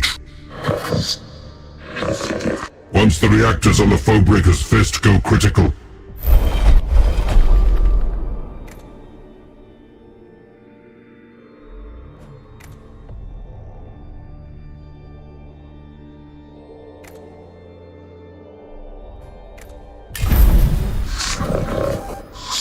Without leadership, the Force suffers.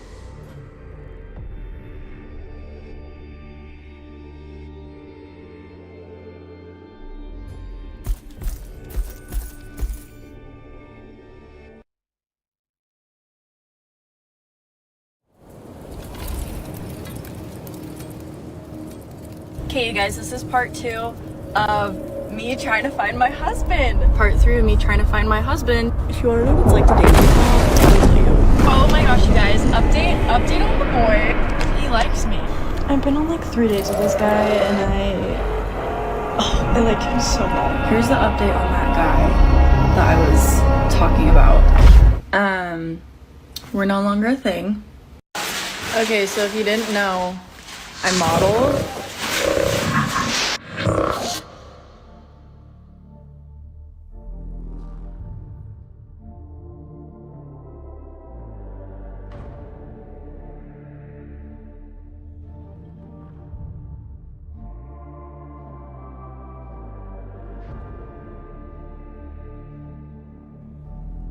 This region would be deadly to unaugmented humans.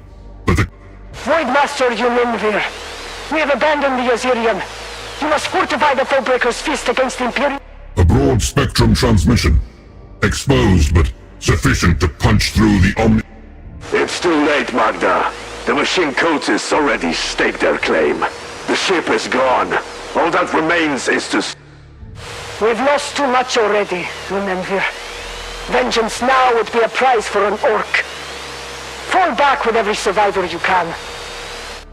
I'll see it done, Lord Grimnir. If Unenvir is falling back, it may open the path for us to do the same.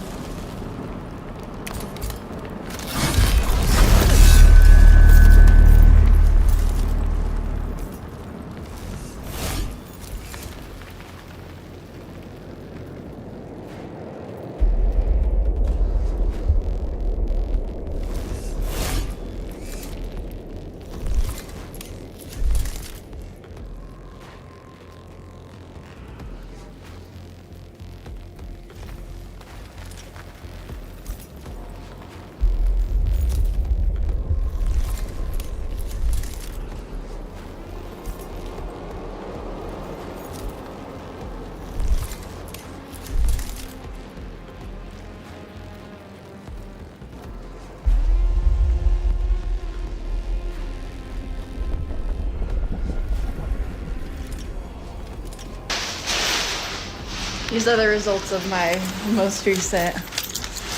Yes, I'm covered in honey. Every time I'm on TikTok and I see a cute guy's TikTok and I see that he's like in my area and I go to comment on the TikTok, I immediately see the same 15 to 20 girls that I see in all the other comment sections.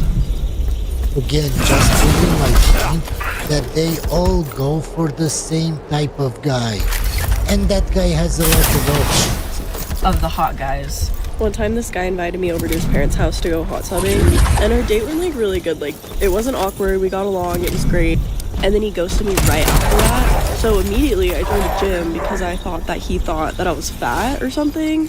And then like 2 weeks later he texted me back finally and he was like, sorry, I got food poisoning. Except for like he actually like had like apologized for ghosting me, like he acknowledged that. So I forgave him, and then 3 days later he ghosted me again. And I haven't heard from him since. Dude, being single is freaking sucky and it's freaking hard. Like, everybody's like, oh, but you're so young. And it's like, yeah, I know I have time, whatever. But it's like, dude, some days you just get sick of it. You're like, I have nobody to come home to. I have nobody to make plans with ever. I have nobody's freaking family to spend time with. Like, okay, man, then why do you keep going after the bad boys, after the chads that don't care about you? In the previous video, you said a guy invited you to his hot tub, and you went from the start. That guy just wanted sex. How do you not see that? And then you cry that you can't find the man. like, it's just freaking sucky. And then I don't know, you guys. Like, honestly, most days I'm chill. I'm okay with like being single, but like some days you just get so sick of it and you just feel so alone and you're like, literally, where is this person that I'm supposed to spend like all of eternity with? Like where are they? Like, ma'am, if you make like 4 TikTok videos, like your husband will fall from the sky. Like. And it just gets hard and you're like, are they even coming? Like, genuinely, I don't know. By the way, guys, stay till the end because I have a very funny video at the end that I want you to see. And as always, if you enjoy my videos, consider subscribing. You guys ever see a girl and you're like, this is the kind of girl that boys cheat on their girlfriends with? They all have like the same look and it's not a good one. I love when men say you'll never find somebody like me, as if there's a shortage of 5'11" men that act like girls. Ma'am, if those are all the men that you're dating, that means that's your level, ma'am. I haven't dated the whole of 2025 and people assume it's because I'm working on my phone. What the flip do I have to be working on? The C is... No, ma'am, it's your worst. From the start, I wouldn't be able to stand 2 minutes near you. Every girl, no matter what they say, likes when they get hit on. I don't care what, if they're like, oh, you came up to me. Even if they turned you down, when they walk away, they felt prettier.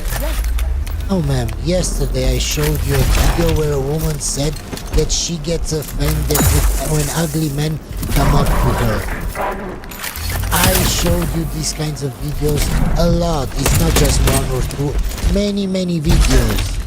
This is what I'm talking about. You should never listen to women when they give dating advice because they don't know what they're talking about.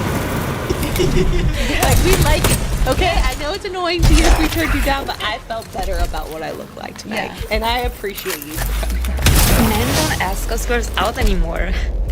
All they do is they go on Instagram, they follow you, they like all of your stories, and then they just text something. Situation like, hostile. what's up? Calibrating orders. And then they go back to playing video games for the rest of the day. Skitari units. And you wonder why the birth rate is dropping? Both of the kin leaders escaped. Our Skitari were ravaged, and Unenvir chose to strand his... And now we are without allies on Hecatea's fall. Have you ever The thought thought about patterns that? of... You know when they say, like, they always come back? I genuinely believe that they do always come back, but I'd like to know when, because I'm getting really impatient now. Ma'am, don't you understand? Even if they come back, if they left once, they will do it again. You're not that important to them. Just think about it logically, ma'am. If a guy really liked you, really loved you, why would he leave? Did I tell you about the singles event I went to recently? No. I went to a singles event with 3 other single girlies. I would say there was maybe Lord 16 Plasnak from Leader girlies. Constructs. 10 men. And we love a short king, but they were all maybe Multiple target elimination Doctrina X. At all hun. Yeah. And Will it prime was a target disaster. To the point where my friend actually complained. He was like, you should have put more into the ratio. You should have thought about this. And then the music was bad. Like we ended up just going out in like. That's why men don't go to those events anymore, ma'am. Bar and having a few drinks. No short kings in tow. No short kings in tow. Hey, I'm the girl that just had sex with the big dick guy. I'm just hopping on here real quick because I just sat and my vagina hurts. Like, I don't know what he did, but it hurts. They have no problem making TikTok videos about this. But anyway, so today I have a date with a guy that I haven't met yet. His name is Charles. Charles. You say I want a man that make $100,000. You eliminated 85% of all men. 85%, that leaves you 15%. Half of that 15% is married. 7.5%. Half of them gay. Or live an alternative lifestyle. Or have girlfriends. Or don't like you. Take that down to 3.5%, 4% that you gotta choose from. Then you want him over 6 feet, 2%. He can't be obese, 1%. You don't like Sagittarius, this is Leos or Cancers. Well, now you at 0.5% of a man that you got. Yeah, then take into account race, what kind of race you want to date. Gotta look for, you gotta find him, and then he gotta like you back. That type of man that makes that type of money has requirements for a woman too that now you have to meet. I'm not letting you back in the house. Why? I said I'm sorry. Well, what else do you want me to do? I'm literally coming to your house and You cheated on me. Who's that coming? my dad. Why have you brought your dad here? You alright, John? No, I'm not alright. Your daughter. Absolutely diluting yourself. That doesn't make us insecure. The men who did not mate guard, the women that they were seeing, raised other men's children. True. That's what happened. True. Their genetics weren't passed on. The men who were fastidious about their wife's pregnancy or their